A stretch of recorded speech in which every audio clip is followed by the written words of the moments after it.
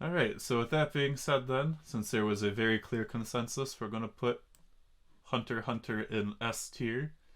All right. So that being said, we're gonna move on then to the next one on our list. Arguably the most underrated series on the list, Hell's Paradise, Jigokuraku. I think it would only be fitting to have Ronan talk on this one since I know he, in particular, is a very big fan of this series. Gotta let them know about Jigoku Raku. All right, so first of all, just as a series, great coming to an end and getting an anime. So shout out to the series. In terms of its world building, I would have to say it's pretty decent. It's above average for sure. I do like the way it builds out its system of power. I like the way it also shows criminals and like convicts from across the entire, at least known world, and shows their different ways of interacting with each other and like takes on the world and perspectives.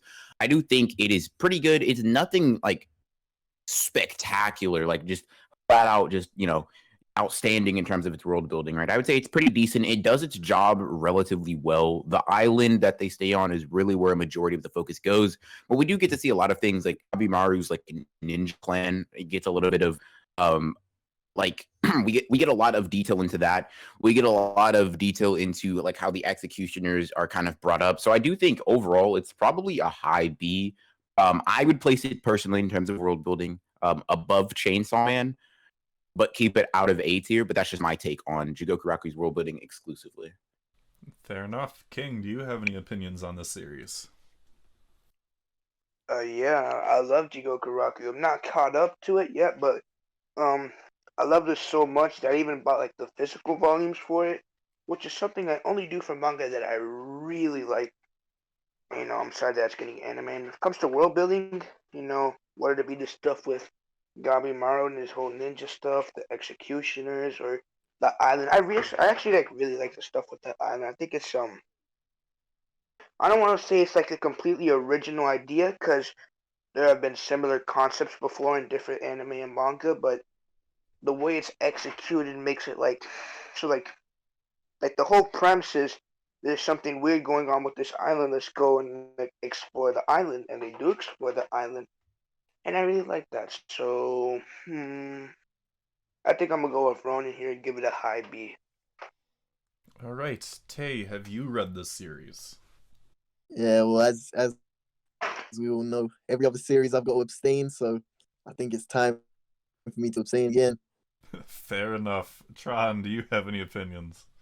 No, I also have to abstain. I've heard a lot of good things about it, obviously, but haven't read it yet. That's fair. I I've read a part of it. So I have read 30 chapters into Hell's Paradise. It was one of those things like we've mentioned previously where you have a series and you want to take time to appreciate it. And that was something that when I was 30 chapters in, I was just like, I don't want to rush this. Even for this video, I don't want to rush it. So I stopped 30 chapters in, but I'm really enjoying it so far. I would definitely agree with the placement in high B. I really enjoy the concepts that are being done. There's stuff that obviously has been done by other series previously, but this one does it really well. I really enjoy the one of the aspects that was mentioned was how uh, the religious elements to like certain monsters and whatnot are just kind of cobbled together to lend to this fact that this island, as we know it, might actually be more of a manufactured thing instead. So I thought that was a really interesting aspect of the world building. So I too am very happy to put it at the top of the B tier.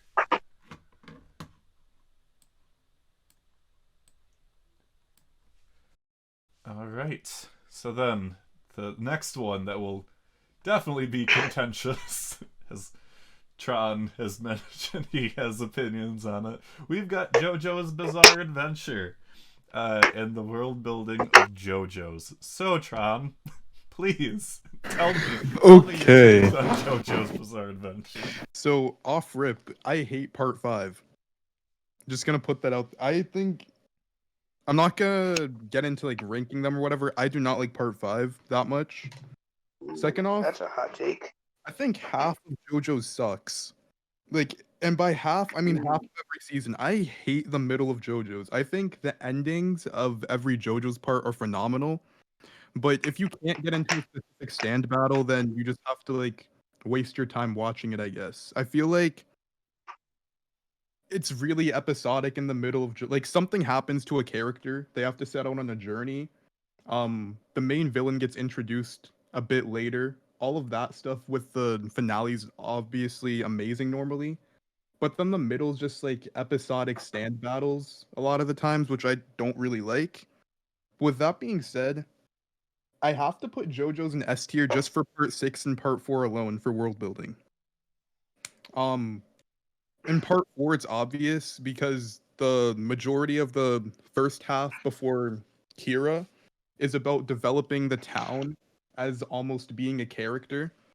And it's almost like the point of the first half of the season is world building. And then for part 6, the amount of stuff that they're able to do within a prison and characterizing how the prison works, how it's very unorthodox is also just really cool. So it's S tier for world building. As a show, not so much, but that's it. I can appreciate everything that you said, and I am a diehard JoJo fan. I have cosplayed as 3 different characters from the show, just to show I really love JoJo. But I can appreciate that take. And I was someone too that I used to rank personally part 5 a lot lower back in the day before it got an anime. Because I think that the part 5 manga doesn't do part 5 the service that the anime does. I can't necessarily say the same for like other parts, because I haven't read parts 1 through 3. Those I've only watched the anime, but I have the manga in my collection and plan to reread it. But I have read parts 4 through part 8, and I'm up to date. And I can say that like part 5 definitely needed the anime to really give it the push that it needed. That being said, I do think that JoJo's has managed to create a monster of a series. Like, even if you look at the individual parts rather than looking at it as a whole, it's absolutely interesting to see how these worlds are constructed individually, and like how these different people and their stands, how they interact. But that being said, when you look at them as a whole and see how each one is building and building and building on the history of what came before it, it's absolutely fantastic. The fact that it is able to add things but do so in a meaningful way is great. And just like Hunter x Hunter, and I'll probably look this up later just to figure out which one came first. I mean, I know JoJo as a whole came first.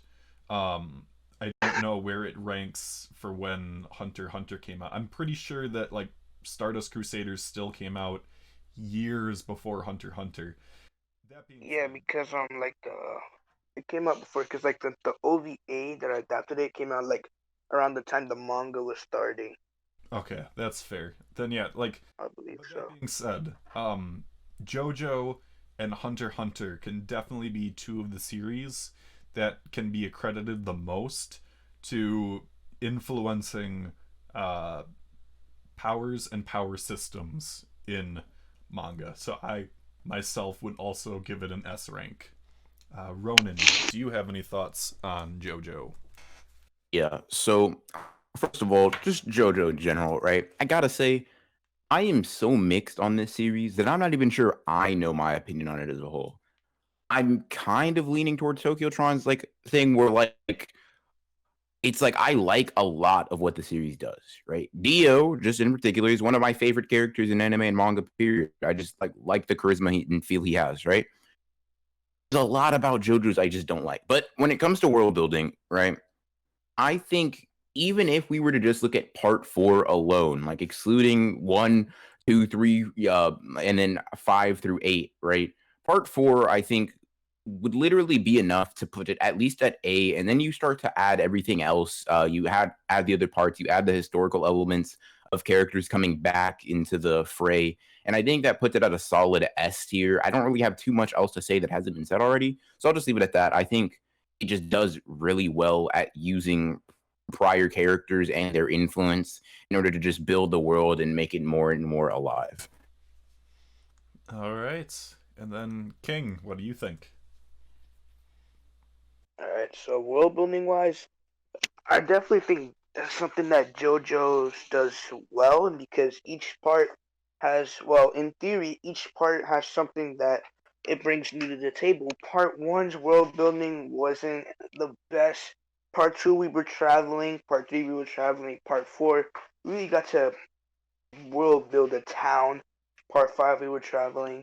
Haven't read the manga yet, but one thing, like, I kind of agree with Tokyo Tron. I really don't like part five, and that's because, like, when it was airing, I was actually watching it week by week, and oh god, it was just, that was hell. I mean, I managed to watch the entire thing after it finished airing, and that was still a rocky experience in itself. Some of the stand battles were just awful. Well, not awful, but just not good. But world building wise, I'd say an S. Fair enough. All these I did not realize that you guys had these feelings towards part 5. That's so interesting. And that's not bad, by the way. Like, everyone is entitled to their opinions, and I'm like grateful that we have such differing opinions here. But that's really surprising, just given how like the general populace has come to embrace part 5. But it also could be a recent bias thing. But you know, who knows? I also don't really like Giorno either. He is the weakest JoJo in terms of impact, for sure. He ranks lower than Jonathan for me personally. I like Jonathan as a JoJo better than I like Giorno, but yeah. Tay, do you have any thoughts on JoJo?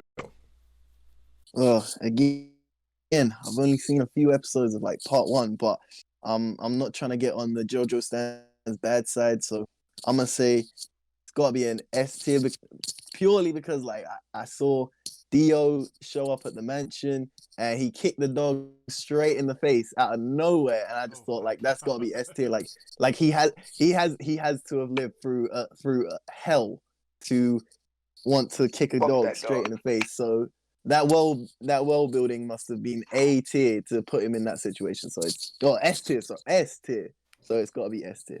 All right, boys. Thank you. So, where are we putting JoJo in the S tier compared to the other 3 of them?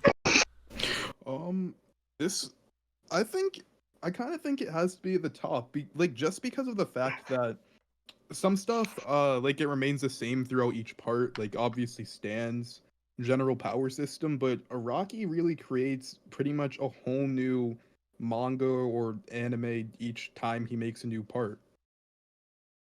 That's a good point. I have no problem with it being at the top. All right, then, at the top it goes. And I am very happy with that, personally. So, I wanted to hear it from everybody else, though. So, yeah, little just self-gratification there. All right, then, we come next to the topic that Broken Ronin is an expert on at this point. We're talking Jujutsu Kaisen. So, I think, to be fair to Ronin, I think it's going to be best if we let you finish this one. If that's all. Sounds good for me. Because, yeah, I want to hear your opinion last on it as the expert. So, King, we'll start with you. What are your thoughts on the world building in Jujutsu Kaisen? Alright. World building with Jujutsu Kaisen, I think so far it's been pretty average, but I definitely see the world building becoming top tier in the future, because if you really think about it, the arcs that we've had so far we haven't really like had time to just like go out and explore the world. Like Shibuya, we've been in this arc for over like 50 chapters, and like the first 50 chapters were like the introductory and the goodwill, and then we had a flashback. So we really haven't had time to like go out and explore the world. But when like we look at the political side of the Jujutsu world, and like just not to mention like the amount of stuff that like questions that aren't answered, like where's Yuta, where's the third years? It's just honestly, Jujutsu Kaisen has the potential to become an S tier world building show, but as of right now, I'd give it B. Fair enough. Tay, what are your thoughts? Um, I'm glad that King said that because I thought I would be in a kind of minority when I say it. Like first of all, let me say I absolutely love Jujutsu Kaisen, but personally, with its world building, I don't know. Like we learn so much about like cursed energy and domain expansion and all the different types of domains and this, that, and the third. And we do learn different things about like the history of the world, like with the different Jujutsu families. But I don't know, it feels like it's a case where they kind of say a lot about not much. So I would also agree for it to go in a B tier personally. So yeah, that's where I'm at. All right. Yeah, can I change my vote? I actually want to put it in A because I completely like I said the political side of the Jujutsu world, but like I completely forgot like how in depth and like how deep it really goes into like the Jujutsu family, like the clans, like ooh, honestly, and the power system, like, and there's not even to mention like the history of curses, like the stuff with Sukuna, we still haven't yet to figure out. I put it in A. Fair enough. Fair enough. Leaving Tay on an island on B. I see, King. Just leaving. I see. You ain't had the heart to stay with me. It's all right. It's all right. John, what are your thoughts? For me, the one thing that I really appreciate about JJK is that there's not a single thing that's introduced that doesn't matter. Everything that's introduced in terms of power, lore, like clans, history, family ties, it all has been relevant up to now and presumably will be relevant in the future. Um, One thing that I hope doesn't happen is I really hope they don't just say like the third years were like on a field trip or some dumb shit. Like that would be kind of wild. I don't think that's gonna happen. But in terms of what we got so far, I think I gotta put it somewhere in S. I don't know where, but somewhere in S. That's fair. Let me also like add to my thing and just say I'm talking about from what I've seen so far. Like it may in the You're good, future Tay. because since everyone's just abandoning me, let me just protect myself a bit. No, you're good. You are good. I appreciate your honest opinions and whatnot, and based on what you said, based on what you've seen so far, that is completely fair. So that is fine. I myself, I would definitely put it in A tier personally, because one of the things that I really love that Tron said is that everything that has happened in Jujutsu Kaisen so far has had a purpose. There has never been necessarily a throwaway moment in this series, and that's fantastic. The fact that like everything has served a purpose, everything has built up over time. The fact that we're seeing all these different histories with the Jujutsu sorcerers, with the curses, how they interact with each other. We don't know a whole lot yet about these three big houses, but we know that they have a lot of pull. We know that the upper echelon of the sorcerers have a lot of pull. And that's like briefly been talked about, like even with the anime just recently. But there's so much groundwork in place that like it's gonna be fantastic. But because that being said, because that groundwork has been laid and we're still getting into that part, because I'm firmly in the camp that we're in the first third of Jujutsu Kaisen so far. I'm definitely thinking that we've still got 2/3 of the series to go. I think the groundwork has been laid, and I'm really interested to see how it's developed further. But because I don't want to necessarily base things on hypotheticals yet, that is why I would put it at the top of A tier at least. So I want to hand things off to Ronan then, where he can either put me in my place or agree with me or whatever, but he's the expert in my opinion, so lay it on us. All right. So let me just say this, right? I think all of the like points and opinions brought up are pretty valid. To throw Tay a bone here, right? Depending on how far you are in Jujutsu Kaisen, it's not that impressive, right? And especially in No, terms no, of its no. world. I'm caught up. I mean, like in terms of where the story is at this point. Yeah, okay, I got you. I get what you mean. But what I will say is this, right? Now, I may come off as a little bit biased towards Jujutsu Kaisen. I can't lie, I am. But while I wouldn't go so far as say I'm the expert on the series, I would say I'm pretty knowledgeable on it, and I would say so far it's perfect in what it's done. Right? This isn't to say it's the best world building ever. To me, with everything that Jujutsu Kaisen has tried, it's executed flawlessly. Right? I actually, it's funny that we're doing this video and Jujutsu Kaisen is up here because for a while now, I've been working on a video talking about the timeline and history of Jujutsu Kaisen. So it kind of all flows into this, and the amount of detail and just intricacies that are in this series are pretty incredible.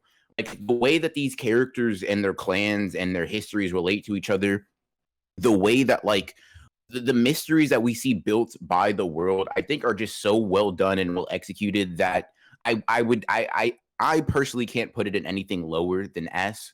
Would I say it's the best? Probably not, simply because it's one of the younger, if not the youngest series in the S tier category. So I would say it's probably middle S for me personally. It's really good to me. Like me, while I can't say it is everything we're gonna get, I feel like as soon as the third years and what they've been doing have been brought into the equation, the world building is gonna get that much better. But so far, with everything that Jujutsu Kaisen has tried, whether it be talking about the clans, the curse techniques which link back to your clans, and the interaction of the characters and things of that sort, the political aspect of it, as well as like the actual power and on both curses and shaman side, I gotta say it's near perfect for me. Fair Yeah, enough. dude, Jujutsu Kaisen has the potential to become a modern masterpiece, in my opinion. Oh, absolutely. I don't think anyone in this chat thinks otherwise in terms of the fact that it could become a masterpiece. And again, I think it's well on the way. right, and that's again why, for me personally, that's why I gave it that A ranking, just because everything that is done so far has been absolutely great. But we're talking still a bunch of hypotheticals that still need to be elaborated upon, and I have no doubt that Akutame is gonna be fantastic with doing that. But that's just where I was in my mind with that. So that being said, based on everything that's been said, we've got a couple S's, we got a couple A's, we've got Tay's B. So and I did not mean to put I feel like I want to change it to an A, but I've put up such a strong stance. I can't give up now. no, You know what? I'm willing to put it in S. I'm willing to put it in S. Oh, he's just running further and further away. Just Okay, so rub salt in the wound. for some middle ground then. Okay, so and let me know if this executive decision is wrong or if you want things to be changed. I'm going to put it between Bleach and Haikyuu for now, just because Bleach has been fully established, but I think we can all agree that the world building is better than Haikyuu. Is that fair? Or do we want to move it above Bleach? No, that's perfectly fine. I think, well, at least for me, I'm more in the camp of I think Jujutsu Kaisen has the potential to surpass all of these in world building, but it hasn't yet. I think it's hard to say it has to stick the landing. But as of right now, right, an argument from where we are currently, I think that's a perfectly fine rating from my perspective. All right. Are there any objections? Yeah, I mean, I just wanted to point out, like, I think right now this is where it should be, but comparing however many chapters Jujutsu Kaisen is to this amount of chapters from any of the other shows, I think JJK is probably top, and it's clear. but we just have to see like what happens next. For sure. To me, pound for pound, Jujutsu Kaisen is one of the best shonen out there. I don't know if that's a hot take, but like, I just think No, it's I agree. at being good. Like, if that makes sense. Yeah, I think A fact can't really be a hot take. that is true. I think the only if we're looking at like we were looking, let's say, like a JoJo at separate parts, I think that would be one of the only ones that could be in contention with Jujutsu Kaisen for how many chapters that they're at. Although that being said, one could also say that, like, considering 7 and 8 are monthly, like, there's a lot more put into that many chapters in comparison. Mhm. But I think compared to everything else on the list, yeah, I think Jujutsu Kaisen definitely has had the best start out of anyone for where they are right now. So by the time that Jujutsu Kaisen is done, it could very well be, and probably will be, clear of everything else. At least that's been put on this list so far. But I think it's safe to put it where it is right now, knowing that it has room to grow, despite already being an S tier. So, all right. Then the next one we got on our list is Kaiju number 8. One of the few Jump Plus titles on this list. Well, other than Hell's Paradise, but we already covered Hell's Paradise. So, Can I start? yeah, if you'd like to. Alright, so the thing with Kaiju number 8. Kaiju number 8 so far, I've been reading it every 3 weeks. Like, it's been a phenomenal story so far. I like the characters, I love the artwork. And everything, even like the most recent chapter has been good, but it's just too early to tell, in all honesty. Because like even now, like we're just starting to, like, with like what could be the main antagonist so far. We're just starting to kick it into gear, so it's just way too early to judge it. But like even like the stuff with the kaiju, like from chapter 1, I really like how, like, unlike other battles shown like Attack on Titan, like, you just kill a Titan and, like, I don't know, that broke through the walls. That's it. You actually, like, get to see the side of, like, all right, so who's gonna pick up this body? You know, I like that they, like, show that other side of the spectrum where it's like, somebody's got to keep the streets clean, and they ain't doing it. So, so far I put it in C tier. If you don't mind me getting on that real quick. I just wanted to build off something so I don't forget. I think King Uzumaki brought up a pretty good point about like the whole like actual cleanup after the actual like battle is done. I think that it's like very small details like that that go a long way in like showing that this world is actually a real one. Like just like you'd expect, killing a giant kaiju does not really just end at actually killing it. You have to get rid of it. You have to dispose of it in an actual clean and hopefully environmentally conscientious way. And I think showing our main character as that role and not just passing over it and actually having that role be important later on in the story, I think it's done pretty well. Overall, it's very young, right? So I think that does play into its world building. It hasn't had that much time to build. So I definitely say it's like a low B with the potential to skyrocket from there. I agree with I that. hear a lot of people saying that it could be the next Attack on Titan.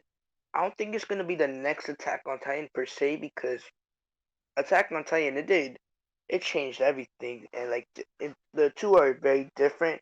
But I definitely feel like where the story is heading right now, I definitely feel like it could be big if it got a nice adaptation. I mean, I've been reading since chapter 1, and story, the potential, everything has, the groundwork is being set.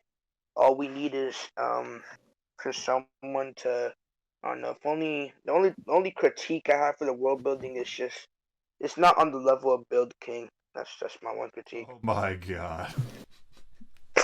You go away. You know. Just go. I know we're making Okay. it the meme of this channel, but come on. Alright. No. I think Bill King is clear on so many levels. Oh my gosh. Alright. So Hey, do you have any opinions on Kaiju number 8? No, I'm gonna have to abstain. Oh. This is definitely one that you should read, though. I will say that it's 20 some chapters in, so you can well, once you pick it up, you won't want to stop. So, yeah. Tron, Yeah, like literally, like oh, go on. No, go ahead. I was gonna say like the reason why I'm so behind on everything, I didn't even know that you could like legally read like up to date manga on like say the Shonen Jump app until like the start of quarantine, and then I've been like a dog in like a pet shop, literally since then. That's fair. But until then, until the point where I am like caught up on everything, then I'm gonna have to abstain from a few of these. And that wasn't my first, and that won't be my last. Nope, that's perfectly fine. Tron, do you have any thoughts on Kaiju number 8? I think it's cool. I think it's probably a bit too early to tell. Like you guys were saying, I would also stick it in B tier. Yep, that is fair. I myself would also stick it into B tier. I think that for a manga that's 20 chapters in, it's definitely one of the strongest in terms of the impact that it's had. There are definitely 2 other series that we still have to talk about that are new from last year, that also had a major impact within their first 20 chapters. But I think that Kaiju number 8 has done fantastic so far. I, too, really love the aspect of the Kaiju cleanup that this series had, because, yeah, it makes it feel more real. Because that's a constant thing that we see in movies and whatnot, and it's just like, all right, but what happens after it dies? They don't just leave it there, right? No, like, they actually break it down, and it actually becomes a very important aspect of the plot in Kaiju number 8. There are definitely things I want them to elaborate more on. Like, for instance, like, are kaijus, like, well, it says in the series that kaijus are especially a big thing in Japan, but I want to know when this stuff started. Like, has this always been a thing? Like, was it, like, within, like, however many years? Like, we see, like, a flashback with, like, the main character and his childhood friend who becomes a huge general in, like, the defense force. But, like, was that the first instance of kaijus, or was there more? I want to know more about the defense force. It is still very early, but the impact that it's had so far has been super strong. And just like Spy Family, it's gonna have crazy good sales. One more thing, like kaiju are actually pretty mysterious. Like it kind of like now that I think about it, it is a lot like Titans because like most of the time of the kaiju we've seen, they've just been like mindless abominations. But then we have like the one like in the more recent chapters actually has some intelligence and to go as far as constantly changing his identity. That's pretty cool. And another thing, the comedy, it actually has some pretty funny moments in there. Oh yeah, it's like One Punch Man levels of strength that our main character has, but he's a way more emotional than Saitama is, and that's absolutely fantastic to see. Not necessarily fantastic that we see him pissing from his nipples, but that's Wait, what? the choice that the author made, and we have to live with that. I just want to say like obviously I haven't read Kaiju number 8, but I do really like that concept. It's kind of like what Civil War was to the Marvel movies. In that it's like the superheroes can do all of this crazy stuff. Like they can save the world like multiple times over, like drop buildings, da da da da da. But then like who's gonna like at some point someone's got to take accountability. Like it's kind of like the seedy underbelly of like manga as a whole. Like you see Goku punching people through worlds, etc., etc. But then, like, there are people on those worlds, Yeah, no, and like absolutely. Kaiju number 8 is the concept of like the small minority of people that are like, hey, we don't actually like getting killed as collateral damage for your nonsense. Yeah, no. So I think that's a really cool concept. I mean, it's funny that you mentioned that. I remember this is a really off tangent, and I don't blame anyone for not knowing about this. But like, years ago, NBC had a comedy show about the cleanup and whatnot in like DC universe. And they had a comedy around that, and it was awful. And I hope it never happens again. But I think Kaiju number 8 does a fantastic. Wait, who made it? It was on NBC. Oh, no wonder. Yeah, their track record's all over the place. I don't know if you heard, but apparently they're Disney. They're making like a fucking family sitcom of Wanda and Vision. Oh boy. Bro, I've watched that. It's fire. I don't know if it'll be good or bad. Oh, it sounds like it'll be bad, but my question is why? Well, it's one of them where it's like I made a tweet about it the other day. It's like you can't explain how pointless the show seems at this current point in time without spoiling it for like non-comic book readers. Very true. So we won't spoil it. Yeah, exactly. All right. Hey, who asked for this? I Go on, asked let's for continue. it. Leave me alone. So I guess before I ask for opinions, has anyone in this chat other than me watched read Magu-chan God of Destruction? Nope. Nope. No. Okay, so it's all on me. All right, so It's tier world building. oh my I God. saw it in that one chapter. It's Build King tier. It's Build King tier. As you all know, Build King is the pinnacle of all human supremacy. I mean, the funny thing is, there's part of I'm putting it in D tier. I'm putting it in D tier because like I enjoy Magu-chan, but they're not doing anything really with the world building aspect. They're just kind of introducing characters, and it's really funny and wholesome. Like out of any series in Jump right now, it is weirdly enough the most wholesome series, which is saying something for an anime. More than Spy Family. The most wholesome series in the physical magazine. I love Spy Family, and I think it is wholesome as hell, but the only issue with Spy Family is that it releases bi-weekly, if even. So that is my only complaint about Spy Family. But there's part of me that wants to put Magu-chan above Boruto for the sake of the memes, but I'm gonna put it above Build King instead. So, Oh, you jerk! You are disgusting. I know, and I'm relishing that fact right now. I'm rolling in it. So Literally, you just lost about 100 subscribers. oh I hope my you're happy. God, I know. I'm gonna take that down immediately. I'm literally gonna make so many YouTube accounts and just report your channel. Like I can't believe this outright. This Why isn't Build blasphemy. King at the top? Oh my God. JJK, Yeah. HQ, Oh my God. hiatus, hiatus. Build King can literally It's clear. It's the clear. author of Build King, no, the main character of Build King can literally build those entire series all over again and make them better. Like 100%. how? Fact. Absolutely. Like how? Like Facts. I can't wrap my brain around how it's in D tier. All And it's not even at the top of D tier. all the memeing aside, let's move on into a series that does deserve to rank higher. Let's talk about Mashle. So, would anyone like to kick off the discussion on Mashle and how it legitimately is better than Build King? It looks like a Japanese version of Harry Potter. Because it is. It's not Is that it? far off. Like I seen the cover for it. Like you got that Dumbledore looking guy in the back, and then he, even the main guy, he's got like a scar on his face. Like It's not a scar. Oh, is it not?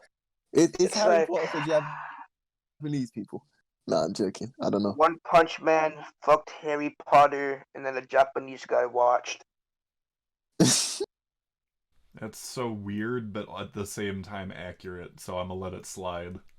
That being Alright, said, does Mashle. anyone have legitimate opinion, or King, do you have a legitimate opinion on Mashle? Got it. Oh, All right, so King, Mashle. go. overall, Mashle fire. If you haven't read it, read it. It's funny. It's entertaining. That's the pitch for Mashle. Anyways, onto its actual like world building. I think it does a pretty decent job. It's not spectacular by any means, but I mean, we do in the very first chapter get the basic information. This is a magic-based society. If you don't have magic, you're to be put to death. Cool. And Mash Burndead, main character, doesn't have magic. In order to gain the ability to live freely, he has to go to this magic school and work his way to the top. So, pretty simple premise. And I think the way the world building is executed around it is fine. It's okay. It's nothing too insane, like I said earlier. I don't think the main focus is the world building. It's kind of a gag-based series that kind of focuses a lot on characters. Rather than like much else. It's more of a character-driven story. But I definitely say it's probably like high C tier. Like I'd probably put it at the top of C tier. Just pretty like maybe a little bit above average, but it's nothing that I think is like deserving of anything above C tier for me. That's fine. I'd say low B tier because although we really haven't like expanded on the world, I do like the concept of the world where it's like if you aren't born with magic, you have to die so they don't spread the genes. At the same time, I could say like the magic world actually getting pretty political. Like a couple of chapters ago, like there was like a Dumbledore, he was trying to make an executive decision, and there was like those 7 or 10 students that are like against Smash. You know what I'm talking about, right? Yeah, you're talking about the council. I can't remember the exact name of what they were. The Divine Visionaries. Or Yeah, like evil students from the one dorm.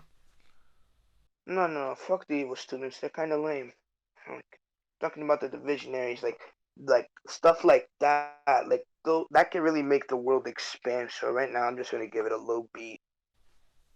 All right, Tron, do you have any opinions on Mashle? I have to abstain. Haven't read it. All right, and then Tay, you said that you don't know it either at this point. No, Okay. Then I know Harry Potter. If it's similar to that, I could talk about that. for me personally, I probably would put this. I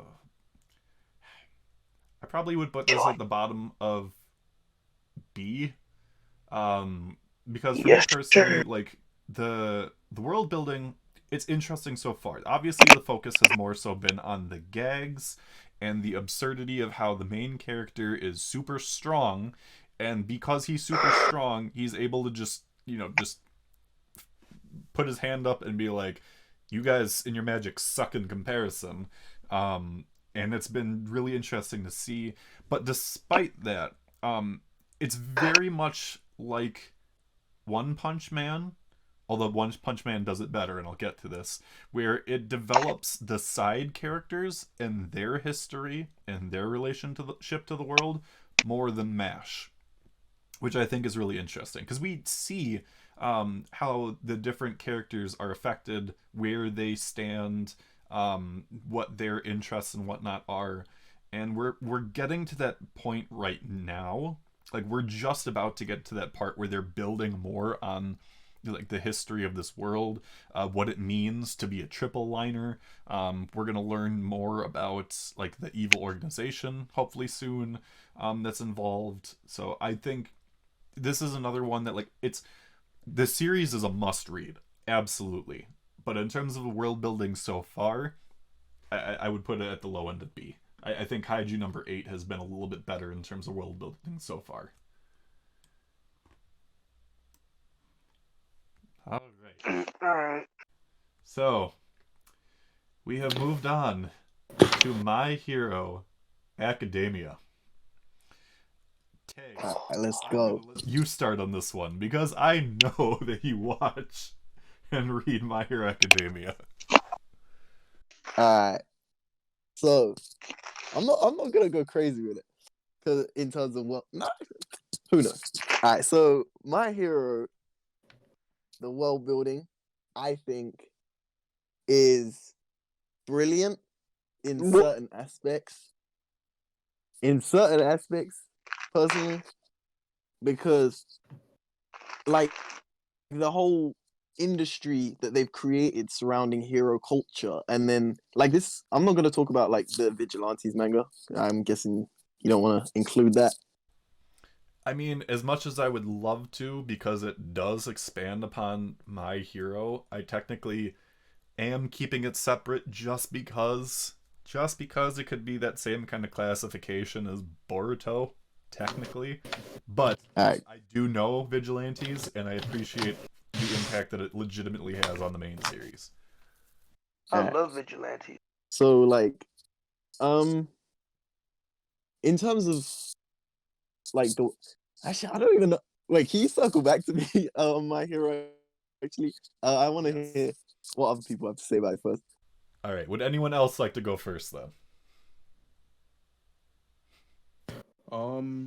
Yeah, I can go. So with regarding Mid-Hero Academia, um honestly, I can't hate on it too much. It's not that bad, but to me, it's just does everything all right.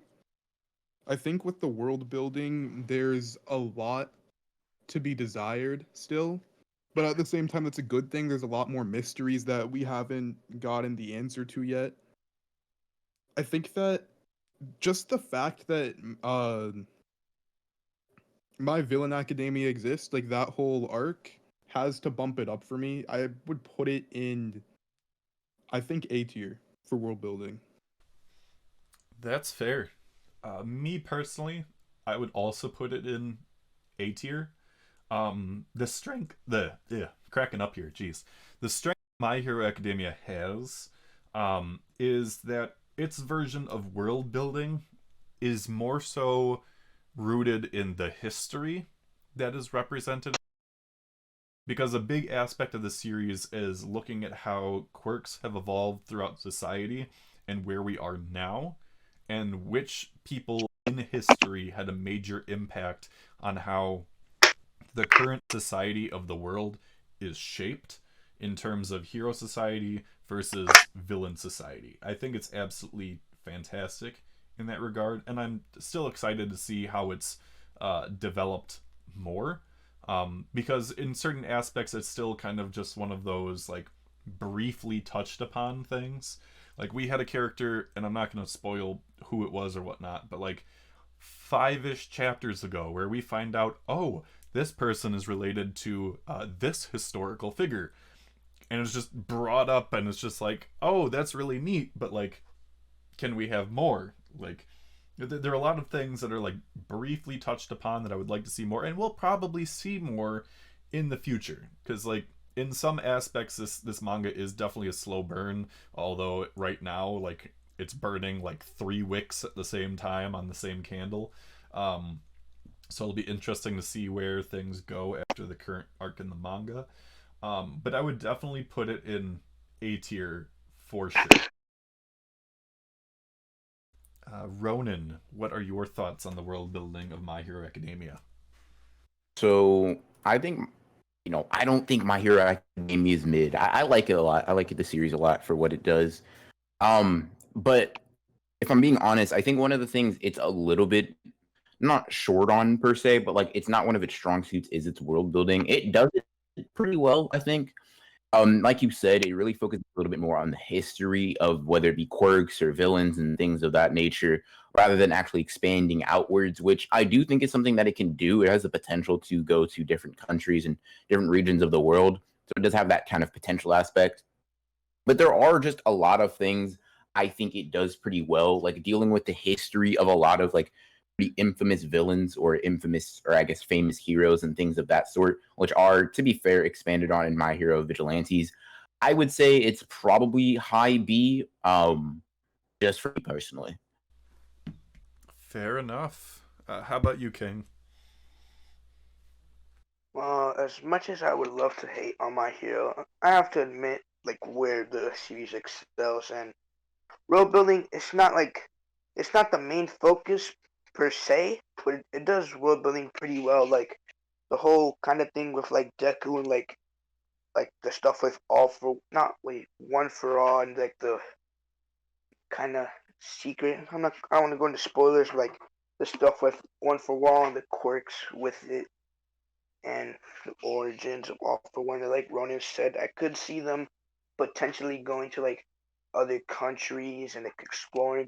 Maybe that's gonna happen for the time skip. Maybe it won't. But I like Ronan. I probably have to put it in like a high mid B. All right, then we round back to Tay. Okay, I think with regards to the world building, like after like cooling off my hype train, I do think that some of the world building is low key what's the word? Like to be desired, I think. I love the series of My Hero. I don't know exactly what I think it does best. I think the best thing I like about its world building is that it does a lot of implicit world building. There's so many different concepts where they'll just touch upon and they'll mention it for like half a second. They won't really mention it again, and it and it's not even in the sense of it's like they tell you it with the promise that you're going to get a full-on payoff later. And I think that is actually personally, like if I use an example, like things like work marriages or like all the infamous like villains, the secret history that's, well, it's not really a secret, but like the implied like dark history of like the different generations of quirks and stuff like this. Like I think it actually does it to its credit that it doesn't fully explain everything, because it feels like we live on planet Earth. We don't know everything about planet Earth and its history, but we know that there is a lot of history there, and it kind of feels the same way for My Hero. Similar to like what you guys were saying about Jujutsu Kaisen. I think it's got a bit more limitations in the sense that I don't think it could reach the heights in terms of world building as Jujutsu Kaisen at all. But I'm not gonna like be biased and put it in an S tier, because we've got Haikyuu at the bottom of S tier, and I think for what Haikyuu tries to do with the world it's set in, I don't think that My Hero tops that.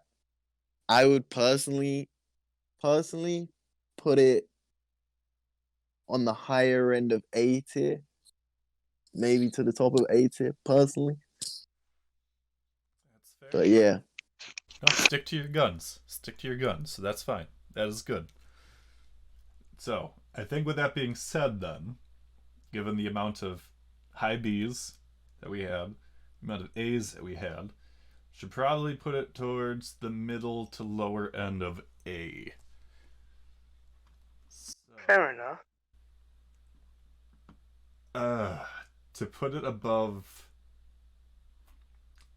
No, let's make a Riichiro Inagaki sandwich, like we did with Black Clover. Unless people think that we should put it above Dr. Stone, because I'm fine if we want. No.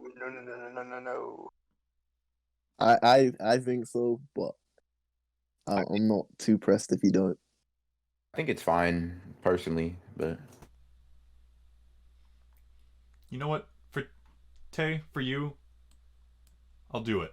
I'll put it above Dr. Stone for you, Tay. boom. Well, thank you. You're welcome. Well, thank you. That's your See, I told you that hard-boiled cop and dolphin praise that I gave it earlier, it would pay off. So you gotta be tactical about these things, boys. And that's your one. You don't get any more after that. All right. Do I get one? Let's move on then. Next one we got on our list is Naruto. Not to be confused with the D tier Boruto. We're talking about Naruto. So would anyone like to say on Naruto? I'll kick it off. So I don't know, obviously I haven't heard other opinions. I have no idea how people are going to respond to this, but I'm going to just not beat around the bush and say it's S tier for me. Where it is, I'll probably figure it out as we kind of hear more discussion about it. But for me, Naruto's like universe is just so expansive that it's really hard for me to not in S tier. Like, I get the criticisms, right? I want to address those real quick. Criticisms of like, we should have seen more of the side cast, all these different characters, right? You got 1010, you got all like Lee, Neji, all these different characters that were really well done at a certain part in Naruto, but didn't necessarily get that love throughout the entire series. And I think that having so many people love the series so much that they're actually pressed about the side characters not getting much attention is a really good sign.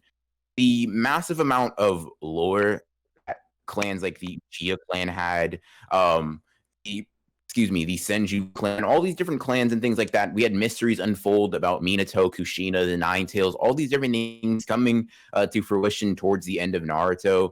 I think are just done really well. Just a really good example of, I think, your typical kind of world building. You discover a little bit of history, some lore, and as well as exploring new places in the Naruto universe. I think it all comes together to being a pretty decent S tier for me. That's what I like to hear. King, what about you? Alright, for me, I agree with the stuff Ronan said, but I also disagree with a couple things. Now, for me personally, I'd say the world building in Naruto is a solid A, but I feel like the stuff that it does, there are some things it could have done a bit better. Like the stuff with the clans and the lore. I really like the lore and I really like what they did with the clan, but I do feel like they could have expanded on a couple stuff more. Like, we have the main clans, the Uchiha, the Senju, the Uzumaki to some extent, the Hyuga, and then I would have liked to see. I don't know how Kishimoto would have handled it. He could have made it really interesting, or he could have made it fucking boring. But I would have liked to see the other clans. And when it comes to world building, we kind of got to see the other villages, but not really. I would have liked to explore the other villages a little bit more. I know they did like an arc about it in Boruto, but it was kind of shit, like most of Boruto. But I say the world building in Naruto is a solid A. I'd be willing to put it in S, but for right now, I'd say it's a solid A. All right, Tay, how about you? With Naruto, straight up, I think in terms of world building, it's the greatest that I've ever watched or read across multiple, like in terms of anime, manga, even going into like TV and stuff like this. Like I think it's on that echelon with like certain like expansive universes like Star Wars, Game of Thrones, stuff like that. But obviously, we're only talking about manga and anime right now. Yep, And sorry to interrupt you really quick, but in the back of my head, I thought it was going to be absolutely hilarious, just given that your profile pic right now is Rock Lee. If you had said, "Sorry guys, I haven't read Naruto," and that really wanted you to say, "I'm sorry guys, I haven't read Naruto," but no, I just had to say that. Please go on. but no, like talking about like even like the politics within like the village, like the way that certain ninja like kind of pull strings to affect, like I think Danzo, I feel like he gets a lot of like shit for like as a character, but I think he was like one of the best characters just because of how involved he was in so much of like the way the village has progressed from, I can't even remember what time he's from until now, but like him, the third Hokage. They were around the same age. yeah. So like in terms of like the way he's influenced like the Itachi like massacre or whatever you want to say, with the Akatsuki learning about the history of the world. I think it's a testament to how expansive the world is that they've done plenty of like side books and series and spin-offs and everything, similar to like what you guys were saying with Bleach. So I would say S tier as far as like, I'm not gonna put it above something like Bleach if I haven't read Bleach, but I would put it above Haikyuu since that's the only one I've seen in the S. Oh, I would also put it above Jujutsu Kaisen as well, actually, now I think about it, personally. Fair enough. All right, how about you, Tron? I would put Naruto in between Hunter x Hunter and Bleach for me. Yeah, in all honesty, that's like actually what I was thinking too.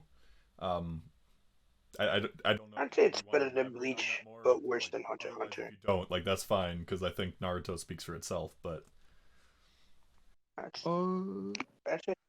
I mean, I could get in. So one thing that I guess the only complaint that I have about Naruto's world building is first off, not exploring the other villages a ton. I get that's not really the point, but that's one thing I would have liked to seen more. Also, the ending of Naruto with like learning who Naruto and Sasuke were kind of ruined some aspects of the series for me. It wasn't as big of a deal to me as I think it was to some other people, but I still didn't like that. no, I think that's a entirely fair criticism. The fact that like it was the fact that they made it more of like a, oh, this is destiny happening at the end here, where they're reincarnations of brothers from, you know, like centuries or whatever. Like I agree that that kind of like, I can see how that like hit people the wrong way, just because like it becomes less of you are my friend, and it's more so like brother to brother kind of thing, and like, yeah, don't no. I'll Oh, go ahead. go on. I was gonna say I would love to defend it and say like, oh, I just disregard that part as it's sort of building into the Kaguya. So, but like obviously that's still part of the series. So it is a bit of a stain on an otherwise very clean sheet, if you get what I mean. Oh, entirely. I mean, I think we can, for everything that is in S tier, other than like Jujutsu Kaisen and Haikyuu, I think like we can say that like JoJo, Hunter x Hunter, and Bleach also had, you know, at least one stain in their record, like for like the history that they had. Like in some cases, multiple stains throughout it, Mhm. but overall, like the series as a whole was really great. I mean, let's be honest, like all of these series at the top have had a tremendous impact on both Japan and the rest of the world. So yeah, despite their flaws, I think that they're still fantastic, and I think, yeah, I would agree to put this between Hunter x Hunter and Bleach. No objections to that. Nope.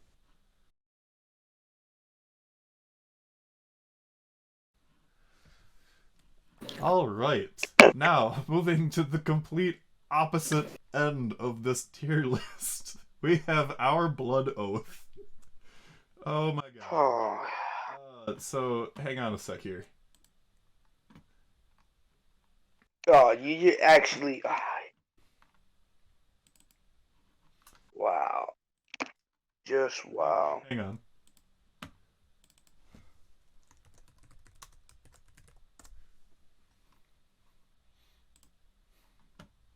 Oh, please tell me I'm not reading that correctly. All right, so we're gonna put Our Blood Oath in Build King tier because Oh, well, fucking course. at the bottom. Yo, I would personally have to disagree with that, and I would put If anything, Bill that's a King tier compliment. above S. Yeah, literally, that's what I was gonna say. Like, I thought you were gonna put Our Blood Oath in its own tier below D, but nah. So like, Build King has to be above S. Really and truly, like, let's just be honest and talk about facts here. Bill King is clear of I'm everything. gonna bring up Bill King later for a certain series, but as much as I wanted to defend Our Blood Oath, I have to admit the world building was trash, below D tier. I mean, I don't know if Build King tier that'd be kind of praising it. I don't know if that's the correct term, but yeah, it's pretty bad. Yeah. I could name it Boruto tier, but I wanted to keep the meme alive on here. So I mean, does in all honesty, does anyone have like any legitimate reason to put it any higher than that, because this is a series that literally, especially in the last like 5 chapters especially, was just throwing things at a wall to see what could stick, and nothing was landing. And just like bounce back in the author's face. Yeah, I mean, it's just all over the place. Really, it's like a mixture. This is one of the worst mixtures you can have, honestly. Boring and confusing. Like mixing those two does not get a good result, and I feel like that's what Our Blood Oath was a lot. Like I tried it, I wanted to get into it, but it was just like a really, really subpar series in basically every aspect. For me, Our Blood Oath was like Bone Collection and Bone Collection. Those are two series that I thought were pretty, like, they had potential, but you know it just didn't meet up to other people's expectations, or just didn't get the numbers. But one series that got canceled pretty early on, like around that amount of chapters, that didn't deserve it was Black Torch. Have you guys read Black Torch?